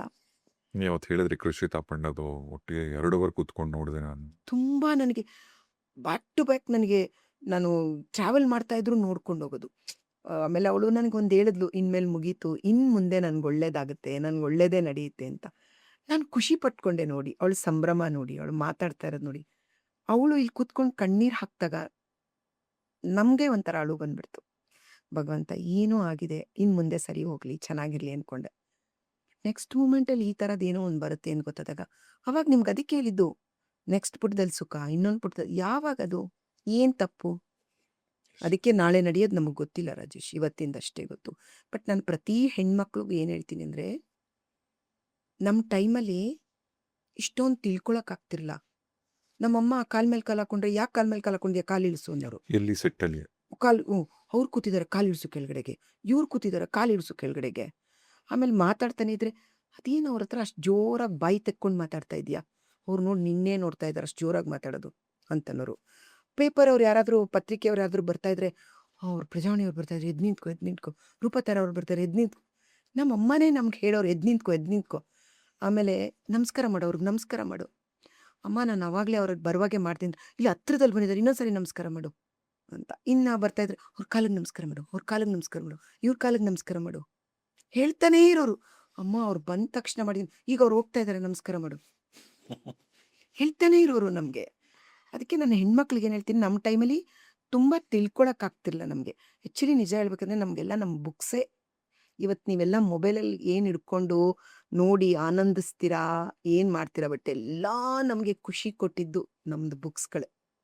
ಸೊ ತುಂಬ ತಿಳ್ಕೊತಿದ್ವಿ. ಇವಾಗಿನ ಹೆಣ್ಮಕ್ಳಿಗೆ ನಾನು ಪ್ರತಿಯೊಬ್ಬರಿಗೂ ಒಂದು ಸೀನಿಯರ್ ಆರ್ಟಿಸ್ಟ್ ಅಂತ ಹೇಳ್ತಾ ಇಲ್ಲ, ಒಬ್ಬ ತಾಯಿಯಾಗಿ ಹೇಳ್ತೀನಿ, ಇವಾಗಿನ ಮಕ್ಕಳುಗಳಿಗೆ ತುಂಬ ತಿದ್ಕೊಳ್ಳಿ, ತುಂಬ ಕಲ್ತ್ಕೊಳ್ಳಿ. ಜೀವನ ಕ್ಷಣಿಕ. ಇವಾಗ ಇಂಡಸ್ಟ್ರಿ ಅಂತೂ ನೀರಿನ ಮೇಲಿನ ಗುಳ್ಳೆ ಥರ, ಯಾವಾಗ ಬೇಕಾದರೂ ಒಡೆದೋಗ್ಬೋದು. ಇದಲ್ಲದೆ ನೀವೇನೋ ಓದ್ಕೊಂಡೋ ನಿಮ್ಮ ಜೀವನನೇನೋ ಬೇರೆ ದಾರಿಲಿ ರೂಪಿಸ್ಕೊಂಡು ಬನ್ನಿ. ನೀವು ಇದನ್ನೇ ಬದುಕಾಗಿ ಮಾಡ್ಕೊಂಡು ಬರಬೇಡಿ. ನೀವು, ನಾನು ಇವಾಗಿನ ಹೆಣ್ಮಕ್ಳಿಗೆ, ಒಂದು ವೇಳೆ ನಿಮ್ಗೇನಾದರೂ ಇಷ್ಟು ಕಷ್ಟಗಳ ಮಧ್ಯೆ ಒಂದು ಬದುಕು ಸಿಕ್ತು ಅಂದ್ಕೊಳ್ಳಿ, ಅದನ್ನು ಕೈ ಮುಗಿದು ಆರಿಸ್ಕೊಂಡು ಜೀವನನ ಕಟ್ಕೊಂಬಿಡಿ. ನಮ್ಮನ್ನ ಇವತ್ತು ಮಾತಾಡಿಸ್ತಾರೆ, ಇವತ್ತು ನಮ್ಮ ಜೊತೆ ಫೋಟೋಸ್ ತೆಗೆಸ್ಕೋತಾರೆ, ಇವತ್ತು ನೀನು ಚೆನ್ನಾಗಿದ್ದಾರೆ ಅಂತ ಹೇಳ್ತಾ ಇರ್ತಾರೆ ಅನ್ನೋರು, ನಾಳೆ ಇನ್ನೊಂದು ತಾರೆ ಬಂದಾಗ ನಾವು ಹಿಂದೆ ಸರಿದು ಬಿಡ್ತೀವಿ. ಇವತ್ತು ನನಗೆ 20 ವರ್ಷದ ಹಿಂದೆ ಇರೋಷ್ಟು ಚೆನ್ನಾಗಿ ನಾನಿಲ್ಲ, ಅಷ್ಟು ರೂಪ ನನಗಿಲ್ಲ, ಅಷ್ಟು ಆರೋಗ್ಯ ಇವಾಗಿರಲ್ಲ. ಇನ್ನೊಬ್ರಿಗೆ ಅವಕಾಶ ಮಾಡಿಕೊಡ್ಬೇಕು. ನಾವು ಮುಂದೆ ಹೋಗ್ತಾ ಇರಬೇಕು, ಬೆಳೆಯೋ ಮಕ್ಳಿಗೆ ಅವಕಾಶ ಮಾಡಿಕೊಡ್ತಾ ಇರಬೇಕು. ನೀವು ಈ ಮಾತು ಹೇಳಲೇಬಾರ್ದು ನೀವು. ಇವಾಗಲೂ ಎಷ್ಟು ಹಾಟ್ ಆಗಿದ್ದೀರಾ ನೀವು. ಹಾ 90s ಅಲ್ಲಿ ನೀವು ಎಷ್ಟು ಗ್ಲಾಮರಸ್ ಆಗಿದ್ದೆ, ನೀವು ಎಂಥ ಫಿಗರ್ ಇಟ್ಕೊಂಡಿದ್ರಿ ನೀವು. ಅದೆಲ್ಲ ಎಷ್ಟು ಚಾಲೆಂಜಿಂಗ್ ಗೊತ್ತಾ. ಈಗ ಹೇಳ್ಬೋದು ಅಷ್ಟೇ ಗ್ಲಾಮರ್ ರೋಲು ಅಂತ. ಈಗ ಒಂದು ಸ್ವಿಮ್ ಸೂಟ್ ಹಾಕ್ಬೋದು, ಗ್ಲಾಮರ್ ರೋಲ್ ಹಾಕ್ಬೋದು. ನೀವು ಆ ಶೇಪಲ್ಲಿ ಕಾಣಿಸ್ಕೊಬೇಕಂದ್ರೆ ಎಷ್ಟು ನಾನು ಕಷ್ಟ ಅದನ್ನೇ ಹೇಳ್ತಾ ಇದ್ದೆ ನಿಮಗೆ. ನಮ್ಗೆ ಯಾವತ್ತೂ ಜಿಮ್ಗೆ ಹೋಗ್ಬೇಕು, ನಾಳೆ ಸ್ವಿಮ್ಮಿಂಗ್ ಡ್ರೆಸ್ ಹಾಕೋಬೇಕಂದ್ರೆ ಬಾಡಿ ಈ ಥರನೇ ಇರಬೇಕು, ಲೆಗ್ ಈ ಥರ ಇರಬೇಕು, ಕೈ ನಮಗೆ ನಮ್ಮನ್ನು ನೋಡ್ಕೊಂಡಾಗ ಕೈಗಳೆಲ್ಲ ಏನು ಶೇಪ್ ಬೇಕು ಅದೇ ಇದರಲ್ಲೇ ಇದೆ, ಸೊಂಟ ಎಷ್ಟು ಬೇಕು ಅಷ್ಟೇ ಇದೆ. ಅದೆಲ್ಲ ದೇವ್ರು ಅವಾಗಲೇ ನಮ್ಗೆ ಬರೆದುಬಿಟ್ಟು ತುಂಬಾ ಕಳಿಸಿದ್ರು. ಕಷ್ಟಪಡೋ ಅವಶ್ಯಕತೆ ಇಲ್ಲ. ಕಷ್ಟಪಟ್ಟಿಲ್ಲ ನಾವು ಯಾವತ್ತೂ ಹೋಗಿಲ್ಲ. ಸೊ ಅದಕ್ಕೆ ಹೆಣ್ಮಕ್ಳಿಗೆ ಹೇಳ್ತಿರ್ತೀನಿ, ನಮ್ಮ ಟೈಮ್ ಬಂದಾಗ ನಾವು ಅಭಿನಯಿಸೋಣ, ನಮ್ದು ಮುಗೀತಾ ಇನ್ನೊಬ್ಬರಿಗೆ ಇನ್ನೊಬ್ರು ಕಾಯ್ಕೊಂಡು ನಾನು ಇಲ್ಲೇ ಸಾಧಿಸ್ತೀನಿ, ಇಲ್ಲೇ ಇರ್ತೀನಿ ಅದು ಬಿಟ್ಬಿಟ್ಟು ಬೇರೆಯವ್ರ ಸ್ಪೇಸ್ ಕೊಟ್ಟು ನಾವು ನಮ್ಮದಿದ್ದು ಬದುಕು ಮಾತ್ರ ಯಾರಿಗಾರು ಸಿಕ್ಕಿದ್ರೆ ರಾಜೇಶ್ ಫಸ್ಟು ತಗೊಳ್ಳಿ ಅಂತ ಹೇಳ್ತೀನಿ ಹೆಣ್ಮಕ್ಳಿಗೆ. ತಗೊಂಡು ಬದುಕು ಕಟ್ಕೊಳ್ಳಿ. ನಮಗೆಲ್ಲ ನಮ್ಮಮ್ಮನ್ನ, ನಮ್ಮ ಕುಟುಂಬನೆಲ್ಲ ನೋಡಿದಾಗ ಜೀವನ ಅಂದರೆ ಸ್ವಲ್ಪ ಕಷ್ಟ ಇರುತ್ತೆ, ಹೊಂದ್ಕೋಬೇಕು. ಎಲ್ಲ ಹೂವಿನ ಹಾಸಿಗೆನೇ ಆಗಿರಲ್ಲ. ಎಲ್ಲ ನಮಗೆಲ್ಲ ಕೂತ್ಕೊಂಡ ತಕ್ಷಣ ನಮ್ಮ ಶೂಟಿಂಗಲ್ಲಿ ಒಂದು ಕಾಫಿ ಕೊಡಿ ಅಂಜಲಿ ಮ್ಯಾಮ್ಗೆ ಅಂತಾರೆ, ಅಂಜಲಿ ಅಮ್ಮ ಬಂದರು ಒಂದು ಟೀ ಕೊಡಿ, ತಿಂಡಿ ತಂದು ಕೊಡಿ ಅಂತಾರೆ. ಅದನ್ನು ನಾವು ನಮ್ಮ ಬದುಕಲ್ಲಿ ಎಕ್ಸ್ಪೆಕ್ಟ್ ಮಾಡಬಾರ್ದು. ಅದು ನನ್ನ ಕೆಲಸ. ನಾನು ಮನೆಗೆ ಬಂದಮೇಲೆ ನಾನೊಬ್ಳು ಸಾಮಾನ್ಯ ಗೃಹಿಣಿ ಅಷ್ಟೇ. ಅಷ್ಟೇ ಕ್ಯಾರೆಕ್ಟರ್ ನನ್ನ ಮುಗೀತು. ನೀರನ್ನ ನಾನೇ ತಗೋಬೇಕು, ನನ್ನ ಕಾಫಿನ ನಾನೇ ಮಾಡ್ಕೋಬೇಕು. ಈ ಮನಸ್ಥಿತಿನ ನಾವು ಇಟ್ಕೊಂಡು ಬೆಳ್ಕೊಂಡು ಹೋದ್ರೆ ನಾನೊಬ್ಬ ಸೆಲೆಬ್ರಿಟಿ, ನನಗೆ ಅಲ್ಲಿ ಹಂಗೆ ಟ್ರೀಟ್ ಮಾಡ್ತಾ ಇದ್ರು, ಆಮೇಲೆ ಜೀವನ ಪರ್ಯಂತ ನಮ್ಗೆ ಇದೇ ಟ್ರೀಟ್ ಮಾಡ್ಕೊಂಡು ಹೋಗ್ತಾರೆ, ನಮ್ಮನ್ನು ಹಿಂಗೇ ಆರಾಧಿಸ್ತಾರೆ, ಹಿಂಗೇ ಪ್ರೀತಿಸ್ತಾರೆ. ಅದೆಲ್ಲ ಸುಳ್ಳು. ಇವಾಗ ತುಂಬ ಸುಳ್ಳು. ಆ್ಯಕ್ಚುಲಿ ನಿಜ ಹೇಳ, ನಮಗೆಲ್ಲ ಅಷ್ಟು ವರ್ಷ ಆ್ಯಕ್ಟ್ ಮಾಡಿ ರಾಜೇಶ್, ನಾವು ವಾಪಸ್ ಬಂದಮೇಲೆ ನಮ್ಗೆ ಇಷ್ಟೇ ಅಭಿಮಾನ ಕೊಟ್ಟರು, ದೇವರುಗಳ ಥರ ನಮ್ಮನ್ನು ಇಷ್ಟೇ ಪ್ರೀತಿಸಿದ್ರು, ಇಷ್ಟೇ ಗೌರವಿಸಿದ್ರು, ಇಷ್ಟೇ ಆದರಿಸಿದ್ರು, ಮತ್ತೆ ನೀವು ಆ್ಯಕ್ಟ್ ಮಾಡಿ ನಿಮ್ಮನ್ನು ನೋಡಬೇಕು ಅಂತ ಬಯಸಿದ್ರು ನಮ್ಮನ್ನು. ಇವಾಗಿನವ್ರು ಎಷ್ಟೋ ಜನ ನಮಗೇ ಗೊತ್ತಿರಲ್ಲ. ಹಿಂಗೊಂಥರ ಹೊರಟು ಬಿಡ್ತಾರೆ. ಹಿಂಗ್ ಬಂದಂಗೆ ಹೊಟ್ಟೋಗ್ತಾರೆ. ಅದಕ್ಕೆ ಯಾವ್ದಾದ್ರು ಬದುಕು ಸಿಕ್ಕಿದ್ರೆ ನೀವು ಖಂಡಿತ ಬದುಕು ನಾರಿಸ್ಕೊಳ್ಳಿ. ನಾವೆಲ್ಲ ಬದುಕು ಕಟ್ಕೊಂಡಿದೀವಿ ಅಂದರೆ ಅವರೆಲ್ಲ ಗ್ಲಾಮರ್ ಆಗಿ ಮಾಡಿದ್ದಾರೆ, ಇವ್ರಿಗೆ ಮದುವೆ ಆಗುತ್ತಾ? ಹ್ಮ್. ಈ ಥರ ಯೋಚನೆ ಮಾಡೋರು ಇದ್ರು. ಹೇಗಿತ್ತು ಅಂದರೆ ಕುಂಕುಮ ಹಾಕ್ಕೊಂಡು, ಬಳೆ ಹಾಕ್ಕೊಂಡು, ಹೂ ಮುಡ್ಕೊಂಡು, ಸೀರೆ ಉಟ್ಕೊಂಡು ಮಾಡಿದವರೆಲ್ಲ ದಿ ಬೆಸ್ಟ್. ಸ್ವಿಮ್ಮಿಂಗ್ ಡ್ರೆಸ್ ಹಾಕ್ಕೊಂಡು ಗ್ಲಾಮರ್ ಆಗಿ ಮಾಡಿದವರೆಲ್ಲ ವರ್ಸ್ಟ್. ರಿಯಲ್ ಲೈಫಲ್ಲಿ ಹಂಗೆ ಇರ್ತಾರೇನೋ. ಆ ಥರ ಅಂತ ಜನದೃಷ್ಟಿಲೂ ಇತ್ತು, ಕೆಲವು ನಮ್ಮ ಕಲಾವಿದರಲ್ಲೂ ಅದಿತ್ತು. ನಿಮ್ಗೂ ಎಕ್ಸ್ಪೀರಿಯನ್ಸ್ ಆಗಿತ್ತು? ನಂಗಾಗಿದೆ ಆ ಥರ ಇತ್ತು. ಅಂದರೆ ಯಾರು ಹಂಗ್ ಮಾತಾಡಿದಾರೆ? ಯಾರಾದ್ರೂ ಮಾತಾಡಿದ್ದಾರೆ, ಕಿವಿಗೆ ಬಿದ್ದಿರೋದು ಬಿದ್ದಿದೆ, ಅಥವಾ ನೀವು ನೋಡ್ದಂಗೆ ನಿಮ್ಮ ಮುಂದೆ ಬಿದ್ದಿದೆ, ಇವಾಗಲೂ ಬೀಳ್ತಾ ಇದೆ ಆ ಥರ. ಬಟ್ ನಾನು ಅನ್ಕೊಂತೀನಿ ಅದಕ್ಕೆ ಯಾರೋ ನನ್ನ ಅಭಿಮಾನಿನೇ ಒಬ್ರು ಕೊಟ್ಟಿದ್ರು, ಅವ್ರಿಗೂ ಯಾರಿಗೋ ಬೇರೆಯವ್ರಿಗೂ ಉತ್ತರ. ಆ ಥರ ಮಾಡಿದವ್ರ ಬದುಕೆಲ್ಲ ಏನಿದೆ, ಈ ಥರ ಮಾಡಿದವ್ರ ಬದುಕು ಏನಿದೆ ಅಂತ ನಾವು ನೋಡಿದೀವಿ ಅಂತಲೂ ಬರ್ತಿದ್ರು ಯಾರು ಆ ಥರ. ಮತ್ತೆ ಮ್ಯಾಮ್ ಇನ್ನೊಂದು, ಈಗ ನೀವು ಅಂಜಲಿ ಅಂತ ಅಂಜಲಿ ಕನ್ನಡ ಆಕ್ಟ್ರೆಸ್ ಅಂಜಲಿ ಅಂತಂದ್ರೇನೆ ಫಸ್ಟ್ ನೆನಪಾಗೋದು, ಎಸ್ಪೆಷಲ್ 90s ಅವ್ರಿಗೆಲ್ಲ ಕಣ್ಮುಂದೆ ಬರೋದೇ ತರಲೆ ನನ್ನ ಮಗ ಫಿಲ್ಮ್. ಒಟ್ಟು ಎಷ್ಟು ಜನ ಅಂದ್ರೆ ಎಷ್ಟು ಸಿನಿಮಾ ಆಯ್ತು ಒಟ್ಟು? ನಂದು ಸಿನಿಮಾ ರಿಲೀಸ್ ಆಗದೆ ಇರೋದು, ಮಾಡಿರೋದು, ತೆಲುಗುಲಿ ಒಂದು ಸಿನಿಮಾ ಮಾಡಿದೆ. ಹೌದಾ? ಯಾರ ಜೊತೆಗೆ? ತೆಲುಗುಲಿ ಅದೆಲ್ಲ ಹೊಸಬ್ರೆ. ಓಕೆ. ಅದು ಆಮೇಲೆ ತುಳು ಒಂದು ಮಾಡಿದೆ, ರಾತ್ರಿ ಪೆಗಿಲ್ ಅಂತ ಹೇಳ್ಬಿಟ್ಟು. ಅವಿನಾಶು ನಾನು ಸ್ವಲ್ಪ ತುಳು ಆರ್ಟಿಸ್ಟ್ಗಳೆಲ್ಲ ಆ್ಯಕ್ಟ್ ಮಾಡಿದ್ವಿ. ಆಗಿದೆ ಒಂದು 50 ಮೇಲಂತೂ ಆಗಿದೆ ಸಿನಿಮಾ. ತಮಿಳ್ ಮಾಡಿದ್ರಾ? ತಮಿಳ್ ಮಾಡಿ, ತಮಿಳು ಈ ಮಹಾಲಕ್ಷ್ಮಿ ಅಂತ ಮಾಡಿದ್ವಲ್ಲ, ಮಾಲಾಶ್ರೀ ನಾನು ಆ್ಯಕ್ಟ್ ಮಾಡಿದ್ವಲ್ಲ, ನೀವು ಮಾಡಿದಿರ ಸಿನಿಮಾ? ಅದು ತಮಿಳಲ್ಲೂ ಮಾಡಬೇಕಿತ್ತು, ನಾನು ಮಾಡೋಕ್ಕಾಗಿಲ್ಲ ಅಷ್ಟೊತ್ತಿಗೆ. ಅವಾಗ ನಾನು ಇನ್ನೇನು ಮದುವೆ ಆಗಬೇಕಿತ್ತು ಅವಾಗ ಆ ಟೈಮಲ್ಲಿ. ಮೂವಿ ಹೆಸರು ಮಹಾಲಕ್ಷ್ಮಿ. ಮಹಾಲಕ್ಷ್ಮಿ, ಓಕೆ. ಜಯಂತಿಯಮ್ಮ ಶ್ರೀನಾಥ್ ಅವರು, ಅವ್ರಿಗೆ ಸೊಸೆಯರು ನಾವಿಬ್ರು, ಮಾಲಾಶ್ರೀ. ನಾನು ಮಾಲಾಶ್ರೀ ಇಬ್ರು. ಶಿ ಸೋ ಸ್ವೀಟ್, ತುಂಬ ಡೌನ್ ಟು ಅರ್ತ್. ನಾವು ನೋಡಿದಾಗ ಅನ್ಕೋತಿದ್ದೆ, ಯಾವುದೋ ಭಾಷೆಯಿಂದ ಬಂದರೂ ಕೂಡ ಎಷ್ಟೊಂದು ಪ್ರೀತಿ, ಎಷ್ಟೊಂದು ಅಭಿಮಾನ ಅಲ್ಲ, ಕನ್ನಡ. ಅವರು ಮಾಲಾಶ್ರೀ ಅವ್ರದ್ದೊಂದು ಎರ ಅಲ್ವಾ ಅದೊಂಥರ? ನಾವು ಕಾಯ್ತಾ ಇದ್ವಿ. ನಮಗೆ ಬೆಳಿಗ್ಗೆ ಕ್ಲೋಸಪ್ಸ್ ಎಲ್ಲ ವೈಟ್ ಶಾಟ್ ಎಲ್ಲ ಮುಗಿಸ್ಕೊಂಡು ಅವ್ರನ್ನ ಕಳಿಸ್ಬಿಟ್ಟು ನಮ್ಮ ಕ್ಲೋಸಪ್ಸ್ ಎಲ್ಲ ಮಾಡ್ಕೊಳ್ಳೋರು. ಮತ್ತೆ ಅವ್ರು 1 ಗಂಟೆಗೆ ಬರ್ತಾರೆ, ಲಂಚ್ ಅಷ್ಟಲ್ಲಿ ಬರ್ತಾರೆ ಅಂದ್ಬಿಟ್ಟು ನಾವು ವೆಯ್ಟ್ ಮಾಡ್ತಾ ಇದ್ವಿ. ನಾವು ಅವ್ರು ಇನ್ನೊಂದು ಕಾದಿ ಮುಗಿಸ್ಕೊಂಡ್ ಬರೋರು. ಮುಗಿಸ್ಕೊಂಡು ಬರೋರು. ತಿರ್ಗಾ ನಮ್ಮ ಜೊತೆ ಒಂದು ಸೀನ್ ಮಾಡಿಬಿಟ್ಟು ಮತ್ತೆ ಹೋಗೋರು, ಮತ್ತೆ 5 ಗಂಟೆಗೆ ಬರ್ತಾರೆ ಅಂತ ಕಾಯ್ತಾ ಇದ್ವಿ. ಈ ಥರ ಅವ್ರ ಜೊತೆ ಆ್ಯಕ್ಟ್ ಮಾಡುವಾಗ ನಾನು ಅವ್ರದ್ದು ಆ ಬ್ಯುಸಿ ಇದನ್ನು ನಾನು Schedule. ಅನುಭವಿಸಿದ್ದೀನಿ, ನಾನು ನೋಡಿದ್ದೀನಿ.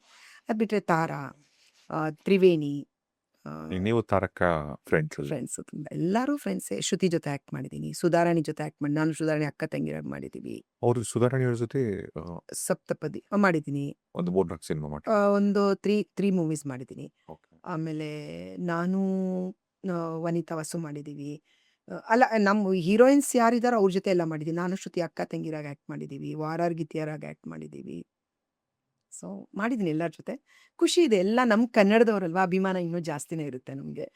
ಆಮೇಲೆ ಬೇರೆಯವ್ರು ಬರೋಕ್ಕೆ ಶುರುವಾದ್ದು. ಅಂಬರೀಷ್ ಅವ್ರ ಜೊತೆಲ್ಲ ಆ್ಯಕ್ಟ್ ಮಾಡೋಗು, ನಿಮ್ಗೆ ಗೊತ್ತಲ್ಲ, ಏನೇ ಗೌಡ್ತಿ, ಯಾರು ಹೇಳಿದ್ ನಿನ್ಗೆ ಪಿಕ್ಚರ್ ಬರೋದಕ್ಕೆ, ಹೋಗಿ ಬಾಯಿಸ್ಕೊಂಡು ಮದುವೆ ಅವ್ರನ್ನ ನೋಡಿದ ತಕ್ಷಣ ಗೌಡ್ರು ಅಂತ ಹೇಳ್ಬಿಟ್ಟು ತುಂಬಾ ರೇಗ್ಸೋರು. ಅವ್ರ ಮನೆಗೆ ಗೃಹ ಪ್ರವೇಶಿಸ್ತಾರಷ್ಟೇ, ಬಾಬಾ ಇಲ್ಲಿ ನೋಡಿ ನಮ್ಮ ಗೌಡ್ತಿ ಇವಳು, ಇವಳಿಗೆ ಹೇಳ್ತಾ ಇದ್ದೀನಿ ಮದುವೆ ಮಾಡ್ಕೊಂಡು ಹೋಗು ಅಂತ, ಇನ್ನೂ ಸಿನಿಮಾ ಮಾಡ್ತೀನಿ ಅಂತ ಇದ್ದಾಳೆ ಇವಳು ಅಂತ ಕುಟ್ಟದು ನಮ್ಗೆ ತಲೆ ಮೇಲೆ ಪಟಾರ್ ಅವ್ರ ಪಟಾರ್ ಜೊತೆ ಅಂತ. 2 ಸಿನಿಮಾ ಮಾಡಿದ್ರ? ಅವ್ರ ಜೊತೆ ಸಪ್ತಪದಿ ಒಂದು ಮಾಡಿದೆ, ಆಮೇಲೆ ಅರಣ್ಯದಲ್ಲಿ ಅಭಿಮನ್ಯು ಆ ಸಿನಿಮಾದಲ್ಲಿ ಅದರಲ್ಲೂ ಮಾಡಿದೆ. ಹಾ. ಸೊ ಅವರು ನನ್ಗೆ ಯಾವಾಗಲೂ ಹಂಗೆ ಹೇಳೋರು, ಗೌಡ್ತಿ ಯಾವಾಗ ಮದುವೆ ಮಾಡ್ಕೊಂಡು ಓಡ್ತಾ ಇರ್ಬೇಕು ಇಲ್ಲಿಂದ, ನೀನು ಇರುಕ್ ಕುಡ್ದು ನೀನು ಓಡ್ತಾ ಇರ್ಬೇಕು ಮದುವೆ ಮಾಡ್ಕೊಂಡು ಅಂತ ಯಾವಾಗಲೂ ನನ್ನ ರೇಕ್ಸ. ನಮ್ಮ ಗೌಡ್ತಿ ಅದಕ್ಕೆ ಹೇಳ್ತಾ ಇದ್ದೀನಿ ಅಂತ ಹೇಳೋರು. ತುಂಬ ಅದೇನೋ ನನಗೆ ತುಂಬ ಪ್ರೀತಿ ಸಿಕ್ಕಿದೆ ಮಾತ್ರ ರಾಜೇಶ್, ಸತ್ಯವಾಗ್ಲೂ ಹೇಳ್ತೀನಿ. ಆಮೇಲೆ ನಾನಿರೋಷ್ಟು ದಿನನೂ ಇಂಡಸ್ಟ್ರಿಲಿ ಗ್ಲಾಮರಾಗಿ ಆ್ಯಕ್ಟ್ ಮಾಡ್ತಾರೆ ಅನ್ನೋದೊಂದು ಬಿಟ್ಟರೆ, ಇನ್ನು ಯಾವತ್ತು ಯಾರ ಜೊತೆನೂ ಒಂದು ವೈಮನಸ್ಸು, ಒಂದು ದ್ವೇಷ, ಕೋಪ, ಅವ್ರಿಗಾಗ್ಲಿಲ್ವಂತೆ, ಅವ್ರಿಗಾಗ್ಲಿ, ಆ ಥರದ್ದೆಲ್ಲ ಯಾವ ಒಂದು ಹೆಸರು ಬರಲಿಲ್ಲ. ಯಾವತ್ತು ಜಗಳ ಯಾರ ಆಡ್ಕೊಂಡಿದ್ದು ಯಾರೊಟ್ಟಿಗೂ? ಹತ್ರನೂ ಆ ಥರ ತೊಗೊಂಡಿದ್ದು. ಈ ಹೀರೋಯಿನ್ ನಂಗೆ ಜೊತೆ ಯಾವಾಗಲೂ ನೀವು? ಭಯ ಆಗ್ತಾ ಇರುತ್ತೆ, ಯಾರಾದರೂ ಖುಷಿಯಾಗಿದ್ದಾರೆ ಅಂತಂದರೆ ಖುಷಿಯಾಗಿದ್ದಾರೆ ಅಂತ ಕೇಳ್ಕೊಂಡು ಸುಮ್ಮನಾಗ್ತು. ಬಟ್ ಯಾರಿಗಾದ್ರೂ ಹರ್ಟ್ ಮಾಡಿ ಬೇಜಾರಾಗಿದೆ ಅಂದರೆ ರಿಪೀಟೆಡ್ಲಿ ನಮ್ಮನ್ನು ಕಾಡ್ತಾ ಇರುತ್ತೆ ಅದು. ಬೇಜಾರಾಯ್ತಲ್ಲ, ನಾವು ಏನೋ ಅಂದ್ಬಿಟ್ವಲ್ಲ, ಏನೋ ಬೇಜಾರು ಮಾಡಿದ್ವಲ್ಲ, ಏನೋ ರಾಯರೇ, ಏನೋ ತಪ್ಪಾಗಿರ್ಬೋದಾ ರಾಯರೇ, ಅವ್ರು ನಂಗೆ ಫೋನ್ ಮಾಡಿ ಮಾತಾಡ್ಬಿಡೋಂಗೆ ಮಾಡು, ನಂದು ಏನೋ ತಪ್ಪು ಮಾಡಿದರೆ ನಾನು ಕ್ಷಮಿಸ್ಬಿಡೋಂಗೆ ಮಾಡು ಅಂತ ಹೋಗಿ ರಾಘವೇಂದ್ರ ಸ್ವಾಮಿನ ಕೇಳ್ಕೊತಾ ಇರ್ತೀನಿ ನಾನು. ಏನೋ ರಾಯರೇ, ನನ್ನ ತಪ್ಪಾಗಿದೆ, ಅವ್ರು ಫೋನ್ ಮಾಡಿದ್ರೆ ಸರಿ ಹೋಗಿದ್ದಾರೆ ಅಂತ ಆ ಥರ ಕೇಳ್ಕೊತಾರೆ. ಅದಕ್ಕೆ ನಾನು ಯಾವಾಗಲೂ ಅಂದ್ಕೊಳ್ಳೋದು, ಹರ್ಟ್ ಮಾಡೋದೇ ಬೇಡ, ಹರ್ಟ್ ಮಾಡ್ಕೊಳ್ಳೋದು ಬೇಡ ಅಂತ.